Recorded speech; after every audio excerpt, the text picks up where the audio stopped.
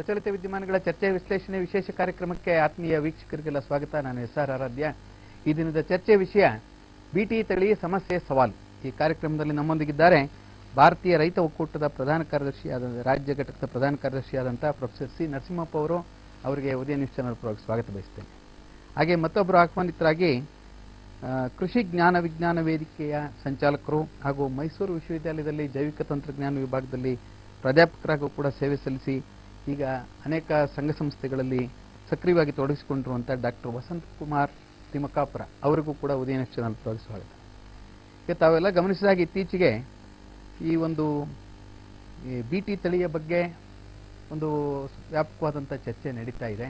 ಅದರಲ್ಲಿ ಬಿಟಿ ಹತ್ತಿ ಮತ್ತು ಇತ್ತೀಚೆಗೆ ಬಿಟಿ ಬದನೆ ಈ ಪ್ರಯೋಗಗಳ ಬಗ್ಗೆನೂ ಕೂಡ ಸಾಕಷ್ಟು ಪರ ವಿರೋಧವಾದಂಥ ಅಭಿಪ್ರಾಯಗಳು ವ್ಯಕ್ತವಾಗಿದೆ. ಸೊ ಈಗ ಇತ್ತೀಚೆಗೆ ಧಾರವಾಡದ ಒಂದು ಕೃಷಿ ವಿಶ್ವವಿದ್ಯಾಲಯದ ಒಂದು ವಿಭಾಗ ಈ ಒಂದು ಬಹುರಾಷ್ಟ್ರೀಯ ಕಂಪನಿ ಮಾನ್ಸ್ಯಾಂಟೋ ಮೈಕೋ ಜೊತೆ ಸೇರಿಕೊಂಡು ನಡೆಸಿದಂಥ ಒಂದು ಪ್ರಯೋಗ ಈಗ ಒಂದು ವಿವಾದಕ್ಕೆ ಕಾರಣವಾಗಿದೆ. ಅದು ಈಗ ಕಾನೂನು ಸಮರದ ಒಂದು ಸ್ವರೂಪ ಕೂಡ ಪಡೆದಿದೆ. ರಾಜ್ಯ ಹೈಕೋರ್ಟ್ ಮೆಟ್ಲೇರಿದೆ. ಸೊ ಹೀಗಾಗಿ ಇದ್ರ ಬಗ್ಗೆ ಹೆಚ್ಚಿನ ಒಂದು ಮಾಹಿತಿ ಮತ್ತು ಚರ್ಚೆ ಇಲ್ಲಿ ನಡೆಯುತ್ತೆ. ಇದೇ ಸಂದರ್ಭದಲ್ಲಿ ನಮ್ಮ ರಾಜ್ಯದ ಅನೇಕ ಜಿಲ್ಲೆಗಳಲ್ಲಿ ಈ ಬಿಟಿ ಹತ್ತಿ ಬೆಳೆ ಪ್ರಯೋಗ ರೈತರಿಗೆ ನೂರಾರು ಸಾವಿರಾರು ರೈತರಿಗೆ ಒಂದು ಶಾಪವಾಗಿ ಕೂಡ ಪರಿಣಮಿಸಿದೆ. ಅದರ ಬಗ್ಗೆನೂ ಕೂಡ ಈಗ ಚರ್ಚೆ ಮಾಡ್ಬೋದು. ಮೊಟ್ಟ ಮೊದಲಿಗೆ ಡಾಕ್ಟರ್ ವಸಂತ್ ಕುಮಾರ್ ತಿಮ್ಮಕಾಪುರ ಅವರು ಈ ಒಂದು ಬಿಟಿ ಬದನೆ ಬಗ್ಗೆ ಈಗ ಏನು ಆಕ್ಷೇಪ ವ್ಯಕ್ತವಾಗಿದೆ, ಅದ್ರ ಬಗ್ಗೆ ತಾವೇನು ಹೇಳ್ತೀರಿ? ಬಿಟಿ ಹತ್ತಿ ಬಗ್ಗೆನಾ ಅಥವಾ ಬಿಟಿ ಬದನೆ ಒಂದು ಇದ್ರ ಬಗ್ಗೆ ಒಂದು ಈಗ ಹೈಕೋರ್ಟ್ನಲ್ಲಿ ಒಂದು ಸಾರ್ವಜನಿಕ ಹಿತಾಸಕ್ತಿ ಅರ್ಜಿಯನ್ನ ಸಲ್ಲಿಸಿದ್ರು ಎನ್ವೈರ್ಮೆಂಟ್ ಸಪೋರ್ಟ್ ಗ್ರೂಪ್ ಅಂತ ಒಂದು ಸಂಸ್ಥೆ. ಈಗ ಅದು ಈಗ ಧಾರವಾಡದ ಒಂದು ಸ್ಥಳೀಯ ನ್ಯಾಯಾಲಯದಲ್ಲಿ ಇದರದ್ದು ಒಂದು ಪ್ರಕರಣ ಕೂಡ ವಿಚಾರಣೆಯಲ್ಲಿದೆ. ಇದು ಬಿಟಿ ಬದನೆ ಅನ್ನುವುದು ಸಾಮಾನ್ಯವಾಗಿ ಖಾಸಗಿ ಕಂಪನಿಗಳು ಮಾಡುವಾಗ ಅವರವರ ಹೈಬ್ರಿಡ್ ತಳಿಗಳಿಗೆ ಅದನ್ನ ಬಿಟಿ ಜೀನ್ ಅನ್ನ ಹಾಕಿ ಅದ್ರ ಬಿಟಿ ತಳಿಯನ್ನ ತಯಾರು ಮಾಡ್ತಿದ್ರು. ಆಗ ರೈತರು ಪ್ರತಿ ಸಾರಿಯೂ ಆ ಹೈಬ್ರಿಡ್ ಬೀಜವನ್ನ ಮಾರುಕಟ್ಟೆಯಲ್ಲೇ ಕೊಂಡ್ಕೊಳ್ಬೇಕಾದಂತ ಪರಿಸ್ಥಿತಿ ಇತ್ತು. ಆದರೆ ಬಡ ರೈತರಿಗೆ ಅವರದೇ ಆದ ಸ್ಥಳೀಯ ತಳಿಗಳಲ್ಲಿ ಈ ಬಿಟಿ ಜೀನ್ನ ಹಾಕಿದ್ರೆ ಅವ್ರಿಗೆ ಅವರ ಬೀಜವನ್ನ ಅವರೇ ತಯಾರಿಸ್ಕೊಳ್ಬಹುದಂತ ಒಂದು ಸವಲತ್ತನ್ನು ನೀಡೋದಕ್ಕೋಸ್ಕರ ಯಾವುದೇ ರಾಯಲ್ಟಿಯನ್ನ ಪಡೆಯದೆ ಅವರು ಈ ಒಂದು ವಿಶ್ವವಿದ್ಯಾಲಯಗಳಲ್ಲಿ ತಯಾರು ಮಾಡಿದಂತಹ ತಳಿಗಳಿಗೆ ಈ ಜೀನನ್ನು ಅಳವಡಿಸುವಂತಹ ಒಂದು ಸವಲತ್ತನ್ನ ಅವರು ವಿಶ್ವವಿದ್ಯಾಲಯಕ್ಕೆ ಕೊಟ್ಟಿದ್ದಾರೆ. ಹಾಗಾಗಿ ಅವರು ಒಂದು ಸಾಮಾಜಿಕ ಒಂದು ನೆಲೆಯಲ್ಲಿ ಅವರು ಒಂದು ಬಡ ರೈತರಿಗೆ ಸೇವೆಯನ್ನ ಕೊಡಬೇಕು, ಸಹಾಯವನ್ನ ಮಾಡಬೇಕು ಅನ್ನೋ ಒಂದು ಕಾರಣಕ್ಕೆ ಅವರು ಮಾಡಿದ್ದಾರೆ.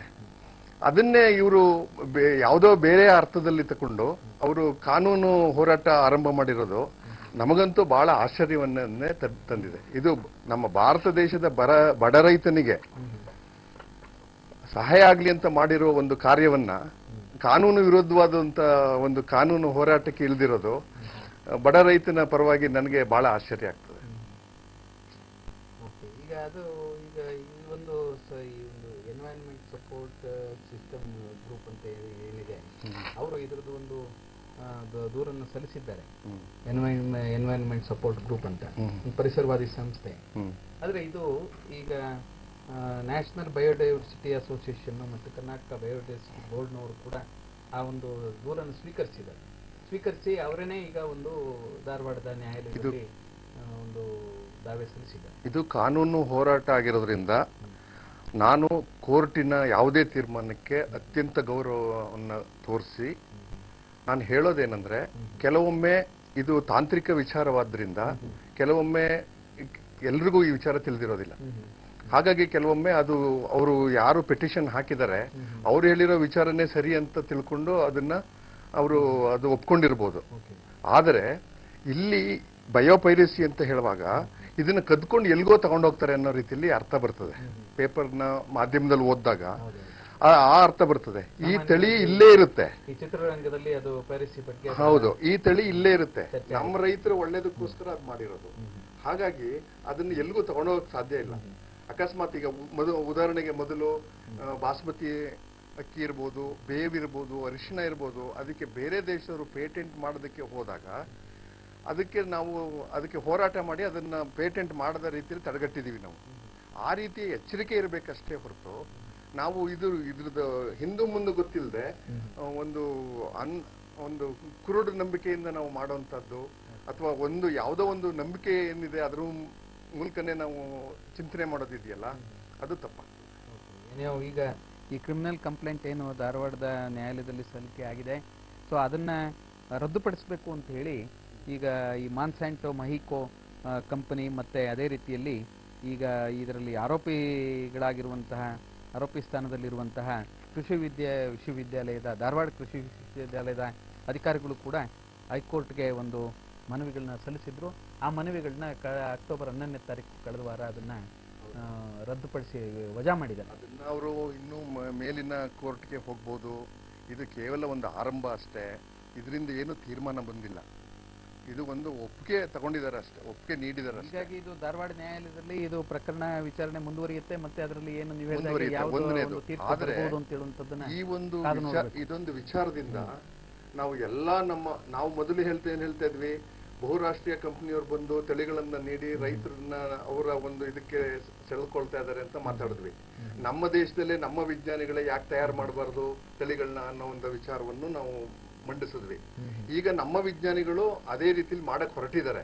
ನಮ್ಮದೇ ಆದ ತಳಿಗಳಿಗೆ ಏನು ನಮ್ಮ ಹೊಸ ತಂತ್ರಜ್ಞಾನ ಇದೆ ಅದನ್ನ ಅಳವಡಿಸಿ ಕೊಡುವಂತಹ ಪ್ರಯತ್ನ ನಡೆಯುವಾಗ ಈ ರೀತಿಯ ಕೇಸ್ಗಳನ್ನ ಹಾಕುವಾಗ ಯಾವ ವಿಜ್ಞಾನಿಯೂ ಮುಂದೆ ಸಂಶೋಧನೆ ಮಾಡೋದಕ್ಕೆ ಮುಂದೆ ಬರೋದಿಲ್ಲ. ಹಾಗಾಗಿ ನಾವು ಹಿನ್ನಡೆನೇ ಅನುಭವಿಸಬೇಕಾಗತ್ತೆ. ಬಹುರಾಷ್ಟ್ರೀಯ ಕಂಪನಿಗಳ ಮೇಲೆ ನಾವು ಅವಲಂಬಿತರಾಗೇ ಇರಬೇಕಾಗತ್ತೆ. ಯಾಕೆಂದ್ರೆ ರೈತರಿಗೆ ಈ ತಂತ್ರಜ್ಞಾನ ಬೇಕು. ಯಾಕೆಂದ್ರೆ ಬಿಟಿ ಹತ್ತಿ ಅನ್ನೋದು ಇವತ್ತೇನಿದೆ, ಇಡೀ ದೇಶದಲ್ಲಿ ಎಷ್ಟು ಪ್ರದೇಶ ಇದೆ ಹತ್ತಿಯ ಪ್ರದೇಶ, ಅದರಲ್ಲಿ 93% ಪ್ರದೇಶ ಬಿಟಿ ಹತ್ತಿ ಅಂದ್ರೆ ಒಂದೇ ತಳಿ ಅಲ್ಲ, ವಿವಿಧ ತಳಿಗಳಲ್ಲಿ ಈ ಬಿಟಿ ತಂತ್ರಜ್ಞಾನವನ್ನು ಅಳವಡಿಸಲಾಗಿದೆ. ಅಂದ್ರೆ ಉದಾಹರಣೆಗೆ ಬಿಟಿ ಕನಕ ಅಂತ ಹೇಳಿದ್ರಿ ನೀವು, ಬಿಟಿ ಕನಕ ಇರ್ಬೋದು, ಬಿಟಿ ಬನ್ನಿ ಇರ್ಬೋದು, ಬಿಟಿ ಇನ್ನೊಂದು ತಳಿ ಇರ್ಬೋದು, ಆ ತಳಿಗಳಿಗೆ ಹಾಕಲಾಗಿದೆ ಅಷ್ಟೇ. ಹಾಗೆ 93% ಭಾಗದಲ್ಲಿ ರೈತರು ಇದನ್ನ ಬಳಸ್ತಿದ್ದಾರೆ ಅನ್ನುವಾಗ ಇದರ ಒಂದು ಲಾಭ ಇಲ್ಲದೆ, ಪ್ರಯೋಜನ ಇಲ್ಲದೆ ನಮ್ಮ ರೈತ ಮುಗ್ಧ ಇರ್ಬೋದು, ಆದ್ರೆ ಪೆದ್ದ ಅಲ್ಲ. ಕಳೆದ 10 ವರ್ಷದಲ್ಲಿ ಇಷ್ಟ ಒಂದು ಶೀಘ್ರವಾಗಿ ಅಳವಡಿಸಿಕೊಂಡಲ್ಪಟ್ಟ ಏಕೈಕ ತಂತ್ರಜ್ಞಾನ ಅಂದ್ರೆ ಬಿಟಿ ತಂತ್ರಜ್ಞಾನ. ಓಕೆ, ಈಗ ಬಿಟಿ ಬ್ರಿಂಜಾಲ್ ಪ್ರಕರಣಕ್ಕೆ ಸಂಬಂಧಪಟ್ಟ ಹಾಗೆ ಹೈಕೋರ್ಟ್ನ ಒಂದು ಇತ್ತೀಚಿನ ಒಂದು ತೀರ್ಪೇನಿದೆ ಅದರ ಬಗ್ಗೆ ಈ ಒಂದು ಬೆಂಗಳೂರು ಮಿರರ್ ಪತ್ರಿಕೆಯಲ್ಲಿ ಇವತ್ತು ಸವಿರವಾದಂತಹ ಒಂದು ವರದಿ ಬಂದಿದೆ. ಇದರಲ್ಲಿ the first case to be filed and admitted in India ಅಂತ, ಭಾರತ ದೇಶದಲ್ಲೇ ಬಹುಶಃ ಇದು ಮೊದಲ ಒಂದು ಪ್ರಕರಣ ಅಂತ ಹೇಳುವಂತ ಒಂದು ವರ್ಣನೆ ಕೂಡ ಇದೆ. ಸೊ ಈಗ ಧಾರವಾಡದಲ್ಲಿ ರೈತರು ಇತ್ತೀಚೆಗೆ ಏನು ಈ ಬಿಟಿ ಕನಕ ಹತ್ತಿ ಬೆಳೆದು ಕೈ ಸುಟ್ಕೊಂಡಿದ್ದಾರೆ, ಅದರ ಬಗ್ಗೆ ಒಂದು ದೃಶ್ಯಗಳನ್ನ ನೋಡಿ ನಂತರ ಪ್ರೊಫೆಸರ್ ನರಸಿಂಹಪ್ಪನವರ ಒಂದು ಅಭಿಪ್ರಾಯ ಕೇಳೋಣ. ರಾಜ್ಯದ ಕರ್ನಾಟಕದ 9 ಜಿಲ್ಲೆಗಳಲ್ಲಿ ಸೊ ಅದೊಂದು ಈ ತರದ ಸಮಸ್ಯೆ ಎದುರಾಗಿದೆ ಅಂತೇಳಿ ವರದಿಗಳಿದೆ. ಈಗ ಅದು ಧಾರವಾಡದಲ್ಲಿ ಈಗ ಹತ್ತಿ ಬೆಳೆಗಾರರು ಎದುರಿಸ್ತಾ ಇರುವಂತಹ ಸಮಸ್ಯೆಯ ಒಂದು ದೃಶ್ಯಗಳನ್ನ ಈಗ ನಾವು ನೋಡೋಣ.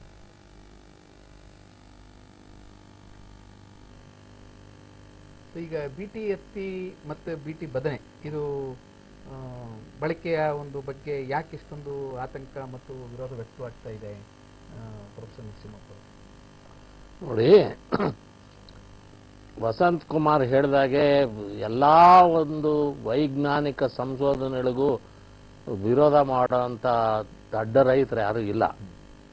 ಆದರೆ ಇಲ್ಲಾಗಿರೋದು ಏನಂತಂದ್ರೆ, ಬಹಳ ಜನಕ್ಕೆ ಬಿಟಿ ಬದನೆ ಬಗ್ಗೆ ಆಸಕ್ತ ಹಿತಗಳು ತೋರಿಸಿದ ಕಾಳಜಿ, ಅನಗತ್ಯ ಸಾಮಯಿಕ ಒತ್ತಡ ಮತ್ತು ಅದನ್ನು ಎಷ್ಟು ಸಾಧ್ಯವೋ ಅಷ್ಟು ಶೀಘ್ರವಾಗಿ ಅದನ್ನ ಈಗ ಫೀಲ್ಡ್ ಎಕ್ಸ್ಪೆರಿಮೆಂಟ್ ಮಾಡದೆ, ಯಾವುದೂ ಮಾಡದೆ ತಂದು ಜನದ ತಲೆ ಮೇಲೆ ಹೇರಬೇಕು ಅನ್ನೋದ್ರ ಬಗ್ಗೆ ಬಹಳ ಜನಕ್ಕೆ ಸಂಶಯ ವ್ಯಕ್ತ ಆಯಿತು. ಯಾಕೆ ಈ ಬಯೋ ಟೆಕ್ನಾಲಜಿನಲ್ಲಿ ಒಂದು ಟ್ರಾನ್ಸ್ಪ್ಲಾಂಟ್ ಮಾಡಿದ ಯಾವುದೇ ಅಂಶಗಳಿಂದ ಕೇವಲ ಆ ಗಿಡಕ್ಕೆ ಮತ್ತು ಆ ಫಸಲಿಗೆ ನಷ್ಟ ಅಲ್ಲದೆ ಅದನ್ನು ತಿಂದ ಅದನ್ನು ಸೇವಿಸಿದ ಮಾನವ ಜನಾಂಗಕ್ಕೆ ಅಪಾಯ ಆಗ್ತದೆ. ಅವರಿಗೆ ಅವರ ಆರೋಗ್ಯ ಮತ್ತು ಅವರ ಒಂದು ಏನು ಫಾರ್ಮೇಷನ್ಗೆ ಬಹಳ ತೊಂದರೆ ಆಗ್ತದೆ. ಇದರಿಂದ ನಿಜವಾಗಲೂ ರಾಷ್ಟ್ರದ ಒಂದು ಜೈವಿಕ ತಂತ್ರಜ್ಞಾನದಲ್ಲಿ ದೊಡ್ಡ ಅಪಾಯ ಕಾದಿದೆ ಅಂತಂದ್ಬಿಟ್ಟು ಇವರು ಬಹಳ ಜನಕ್ಕೆ ಇದು ಅನುಮಾನ ಹುಟ್ಟೋದಕ್ಕೆ ಕಾರಣ ಆಯಿತು. ಅದರಿಂದ ವಿರೋಧ ಹುಟ್ಕೊಂತು. ಕೇವಲ 2 ಪಿಟಿಷನ್ ಹಾಕಿರೋದ್ರಿಂದ ಹುಟ್ಟಲಿಲ್ಲ. ದೇಶದಾದ್ಯಂತ BT ಬದನೆ ವಿರುದ್ಧ ಪ್ರತಿಭಟನೆ ವ್ಯಕ್ತ ಆಗಿದ್ದ ಕಾಲ 2007-8ನಲ್ಲಿ ಆಯಿತು. ಅದಾದ ಅಲ್ಲಿ ಏನಿದೆ, ನಮ್ಮ ದೇಶದಲ್ಲಿ ಸಾಮಾನ್ಯವಾಗಿ ಬಹಳ ಸಾಮಾನ್ಯವಾಗಿ ನಾವು ಹೇಳೋದು ಏನಪ್ಪ ಬದನೆಕಾಯಿ ಅಂತಂತೀವಿ. ಬಹಳ ಅತ್ಯಂತ ಪಾಪ್ಯುಲರ್ ಅಂದ್ರೆ ಅತ್ಯಂತ ಜನಪ್ರಿಯ ಅತ್ಯಂತ ಸಾಮಾನ್ಯ ತರಕಾರಿ ಬದನೆ.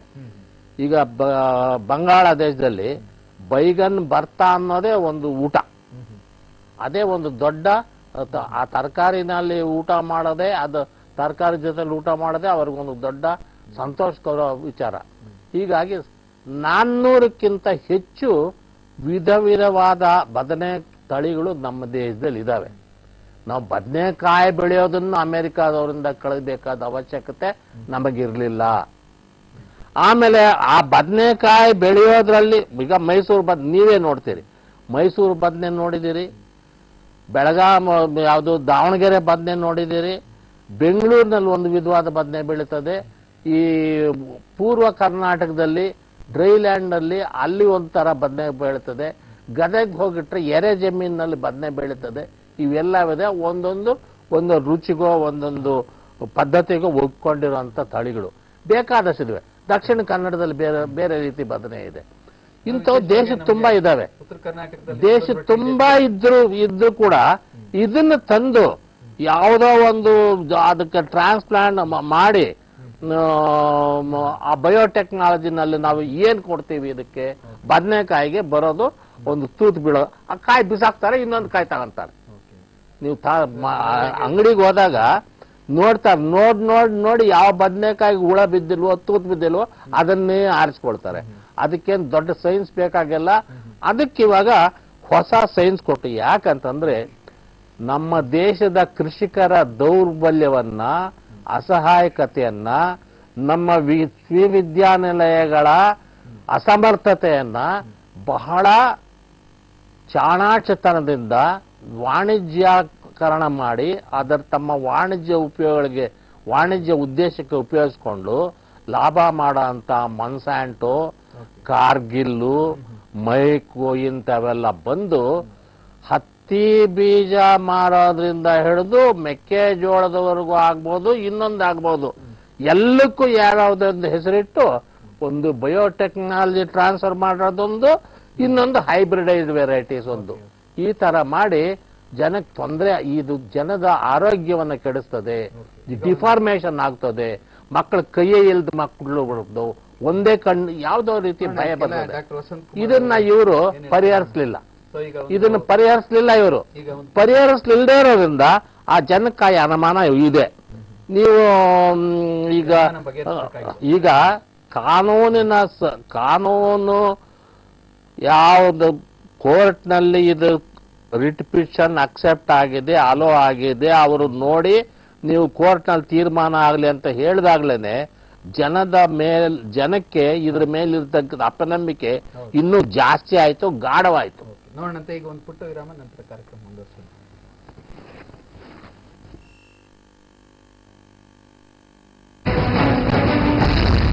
ನನ್ನ ಹೆಸರು ಡಾಕ್ಟರ್ ಶಿವಪ್ರಸಾದ್ MS. ನಾನು ತೆರಿಗೆ ಮತ್ತು ಆರ್ಥಿಕ ಸ್ಥಾಯಿ ಸಮಿತಿಯ ಅಧ್ಯಕ್ಷನಾಗಿ ಕೆಲಸ ಮಾಡುತ್ತಿದ್ದೇನೆ. ಇದೇ ಭಾನುವಾರ ನಾನು ಧ್ವನಿ ಪ್ರತಿಧ್ವನಿ ಕಾರ್ಯಕ್ರಮದಲ್ಲಿ ಭಾಗವಹಿಸುತ್ತಿದ್ದೇನೆ. ಈ ಕಾರ್ಯಕ್ರಮದಲ್ಲಿ ನೀವು ನನ್ನ ಜೊತೆ ಭಾಗವಹಿಸಬಹುದು, ಹಾಗೆಯೇ ಸಲಹೆಗಳೇನಾದರೂ ಇದ್ದರೆ ಕೊಡಬಹುದು ಮತ್ತು ತಮ್ಮ ಪ್ರಶ್ನೆಗಳನ್ನು ನನ್ನಲ್ಲಿ ಕೇಳಬಹುದು. ಈ ವಾರದ ಅತಿಥಿ ಡಾಕ್ಟರ್ ಶಿವಪ್ರಸಾದ್, ಅಧ್ಯಕ್ಷರು ಆರ್ಥಿಕ ಮತ್ತು ತೆರಿಗೆ ಸ್ಥಾಯಿ ಸಮಿತಿ BBMP. ಕರೆ ಮಾಡಿ ಪ್ರಶ್ನೆ ಕೇಳಿ 080654766262. ಇದೇ ಭಾನುವಾರ ಮಧ್ಯಾಹ್ನ 12ರಿಂದ 1 ಗಂಟೆವರೆಗೆ ನೇರ ಪ್ರಸಾರದಲ್ಲಿ. ಧ್ವನಿ ಪ್ರತಿಧ್ವನಿ ಕಾರ್ಯಕ್ರಮಕ್ಕೆ ಮತ್ತೆ ಸ್ವಾಗತ. ಈಗ ಬಿಟಿ ತಳಿ ಸಮಸ್ಯೆ ಸವಾಲು ಇದ್ರ ಬಗ್ಗೆ ಚರ್ಚೆ ಆಗ್ತಾ ಇದೆ. ಈಗ ನಾವು ಈಗಾಗಲೇ ಪ್ರಸ್ತಾಪ ಮಾಡಿದಂತಹ ಈ ಒಂದು ಬಿಟಿ ಬ್ರಿಂಜಾಲ್ ಅಥವಾ ಬಿಟಿ ಬದನೆಯ ಒಂದು ಸಮಸ್ಯೆ ಏನಿದೆ, ಸೊ ಇದನ್ನ ಹೈಕೋರ್ಟ್ಗೆ ಸಾರ್ವಜನಿಕ ಹಿತಾಸಕ್ತಿ ಅರ್ಜಿಯ ಮೂಲಕವಾಗಿ ತೆಗೆದುಕೊಂಡು ಹೋದಂತಹ ಎನ್ವೈರನ್ಮೆಂಟ್ ಸಪೋರ್ಟ್ ಗ್ರೂಪ್ನ ಸಂಚಾಲಕರಾದಂತಹ ಲಿಯೋ ಎಫ್ ಸೆಲ್ಡಾನರ್ ಅವರು ಬಂದಿದ್ದಾರೆ. ಅವ್ರಿಗೂ ಕೂಡ ಉದಯ ನ್ಯೂಸ್ ಚಾನಲ್ ಪರವಾಗಿ ಸ್ವಾಗತ ಬಯಸ್ತೇನೆ. ಈಗ ಅವರು ಇದ್ರ ಬಗ್ಗೆ ಏನು ಹೇಳ್ತಾರೆ ಕೇಳೋಣ. ಈ ಬಯೋಪೈರಸಿ ಕೇಸ್ ಬಗ್ಗೆ ಮತ್ತೆ ಅದೇ ರೀತಿ ಈ ಒಂದು ಜೈವಿಕ ತಂತ್ರಜ್ಞಾನ ಈ ಏನು ಬಳಕೆಯ ಬಗ್ಗೆ ತಮ್ಮ ಆಕ್ಷೇಪಗಳೇನು? ನಮಸ್ಕಾರ. ಈಗ ಬಿಟಿ ಬದನೆಕಾಯಿ ಅಂತ ಇವಾಗ ಎಲ್ರಿಗೂ ಗೊತ್ತಿದ್ದಂತೆ ಒಂದು ಕಾಂಟ್ರವರ್ಷಿಯಲ್ ಕ್ರಾಪ್ ಆಗಿದೆ. ಅದು 2003ನೇ ಇಸ್ವಿಯಿಂದ ನಮ್ಮ ಇಂಡಿಯಾ ದೇಶಕ್ಕೆ ಬಂದದ್ದು ಮೊನ್ಸಾಂಟೋ ಕಂಪನಿಯ ಮೂಲಕ ಒಂದು ಅದರ ಒಂದು ಬಿಟಿ ಜೀನ್ ಅಂತ ಏನಿದೆ ಅದು ಪ್ರೊಪ್ರೈಟರಿ ಐಟಮ್. ಅದು ಆ ಜೀನ್ನ ಒಂದು ಮೊನ್ಸಾಂಟೋ ಪ್ರಾಪರ್ಟಿ ತರ ಅವರು ಇಟ್ಕೊಂಡಿದ್ದಾರೆ. ಆ ಜೀನ್ನ ಯಾವುದ್ರಲ್ಲಿ ಹಾಕಿದ್ರು ಸಹಿತ ಆ ಒಂದು ತಡಿ ಬಂದ್ಬಿಟ್ಟು ಅವ್ರ ಸ್ವಂತ ಆಗುತ್ತೆ, ಅವ್ರದ್ದು ಕಮಾಡಿಟಿ ಆಗ್ತದೆ. ಇವಾಗ ಅವರು ನಮ್ಮ ಬದನೆಕಾಯಿ ಲೋಕಲ್ ಆಗಿರ್ತದೆ, ಅದ್ರಲ್ಲಿ ಬಂದ್ಬಿಟ್ಟು ಆ ತಡಿನ ಹಾಕ್ಬಿಟ್ರೆ ಈ ಬದನೆಕಾಯಿ ಲೋಕಲ್ ವೆರೈಟಿ ಅವರ ಕಮಾಡಿಟಿ ಆಗ್ತದೆ. IPR ಮೊನ್ಸಾಂಟೋಗೆ ಸೇರ್ಕೊಡ್ತದೆ. ಇದು ಇಂಟರ್ನ್ಯಾಷನಲ್ ಲಾ ಮತ್ತೆ ಇಂಡಿಯನ್ ಲಾ ಪ್ರೊಟೆಕ್ಟ್ ಮಾಡುವಂತ ಒಂದು ವ್ಯವಸ್ಥೆಯಲ್ಲಿ ಅವರು ಬರೋ ಇದು ಆ ಡಿಸಿಷನ್ ಏನಿದೆಯೋ ಇಂಥ ಒಂದು ತಡಿನ ನಮ್ಮ ಲೋಕಲ್ ತಳಿಗಳನ್ನ ಒಂದು ಕುಲಾಂತರಿ ಮಾಡುವಂಥ ಒಂದು ಡಿಸಿಷನ್ ಏನಿದೆಯೋ ಅದು ಮಾಡೋಕ್ಕಿಂತ ಮುಂಚೆ ಸಾಕಷ್ಟು ವಿಶ್ಲೇಷಣೆ ಆಗಬೇಕು, ಸಾಕಷ್ಟು ಕನ್ಸಲ್ಟೇಷನ್ಸ್ ಆಗಬೇಕು, ಮತ್ತು ಅದಕ್ಕೂ ಒಂದು ವ್ಯವಸ್ಥೆ ಇದೆ, ಕಾನೂನಲ್ಲಿ ಒಂದು ವ್ಯವಸ್ಥೆ ಇದೆ. ಅದಕ್ಕೆ ಹೇಳ್ತಾರೆ ಬಯೋಡೈವರ್ಸಿಟಿ ಆ್ಯಕ್ಟ್ ಅಂತ. ಅದು 1992ನೇ ಇಸ್ವಿಯಲ್ಲಿ ರಿಯೋ ಡೆಕ್ಲರೇಷನ್ ಆಗುವಾಗ ಅದ್ರ ಪಕ್ಕದಲ್ಲೇ ಬಯೋಡೈವರ್ಸಿಟಿ ಕನ್ವೆನ್ಷನ್ ಅಂತ ಮಾಡಿದ್ವಿ. ಎಲ್ಲ ದೇಶಗಳು, ಅಮೆರಿಕ ದೇಶ ಮತ್ತು ಒಂದು ಕೆಲವೊಂದು ದೇಶ ಬಿಟ್ಟು ಬೇರೆ ದೇಶಗಳೆಲ್ಲ ಅದಕ್ಕೆ ನಾವು ಒಪ್ಪಿಗೆ ಕೊಟ್ಟಿದ್ದೇವೆ. ಅದಾದ ನಂತರ ನಾವು ಏನು ಹೇಳಿದ್ವಿ ಅಂದರೆ, ಯಾರೆಲ್ಲ ಒಪ್ಪಿಗೆ ಕೊಟ್ಟರು ಇದು ಟ್ರೀಟಿಗೆ, ನಮ್ಮ ಸ್ವಂತ ದೇಶಗಳಲ್ಲಿ ನಾವು ಹೋಗ್ಬಿಟ್ಟು ಒಂದು ಹೊಸ ಕಾನೂನನ್ನ ಸೃಷ್ಟಿ ಮಾಡ್ತೇವೆ. ಅದೇ ರೀತಿಯಲ್ಲಿ ಇಂಡಿಯಾದಲ್ಲಿ ಸಾಕಷ್ಟು ಚರ್ಚೆ ಆಗಿ 92ನೇ ಇಸ್ವಿಯಿಂದ 2002ನೇ ಇಸ್ವಿವರೆಗೂ ಚರ್ಚೆ ಆಗಿ ಪಾರ್ಲಿಮೆಂಟು ಯುನಾನಿಮಸ್ ಆಗಿ ಒಂದು ಆ್ಯಕ್ಟ್ನ ಪಾಸ್ ಮಾಡಿದೆ. ಅದಕ್ಕೆ ಬಯೋಡೈವರ್ಸಿಟಿ ಆ್ಯಕ್ಟ್ ಅಂತ ಹೇಳ್ತೇವೆ. ಆ್ಯಕ್ಟಿನ ಮೂಲಭೂತ ಉದ್ದೇಶ ಏನಂದರೆ, ನಮ್ಮ ದೇಶದಲ್ಲಿರುವಂಥ ಒಂದು ಯಾವುದೇ ಬಯೋ ರಿಸೋರ್ಸಸ್ ಇದ್ರೂ ಅದು ನಮ್ಮ ಸ್ವಂತ ಸಾವರಿನ್ ರಿಸೋರ್ಸಸ್ ಆಗ್ತವೆ. ಯಾವುದೇ ದೇಶ, ಬೇರೆ ದೇಶ ಬಂದು ಅದನ್ನು ಉಪಯೋಗಿಸ್ಕೊಳ್ಬೋದು, ಬಟ್ ಉಪಯೋಗಿಸ್ಕೊಳ್ಬೇಕಾದ್ರೆ ನಮ್ಮ ಒಂದು ಪರ್ಮಿಷನ್ ಇಲ್ಲದೆ ಮುಟ್ಟಂಗಿಲ್ಲ ಅವರು. ನಾವು ಅಂದರೆ ಯಾರು? ನಾವು ಅಂದರೆ ಬರೀ ಒಂದು ಸೈಂಟಿಫಿಕ್ ಇನ್ಸ್ಟಿಟ್ಯೂಷನಲ್ಲಿ ಕೂತಿರೋ ವೈಜ್ಞಾನಿಕ ಸೈಂಟಿಸ್ಟ್ ಅಲ್ಲ, ಅಥವಾ ಟೀಚ್ ಮಾಡುವಂಥ ಪ್ರೊಫೆಸರ್ಸ್ ಅಲ್ಲ, ಅಥವಾ ಗೌರ್ಮೆಂಟ್ ಆಫೀಸಲ್ಲಿ ಕೂತ್ಕೊಳ್ಳೋವಂಥ ಬ್ಯೂರೋಕ್ರೇಟ್ಸ್ ಅಲ್ಲ.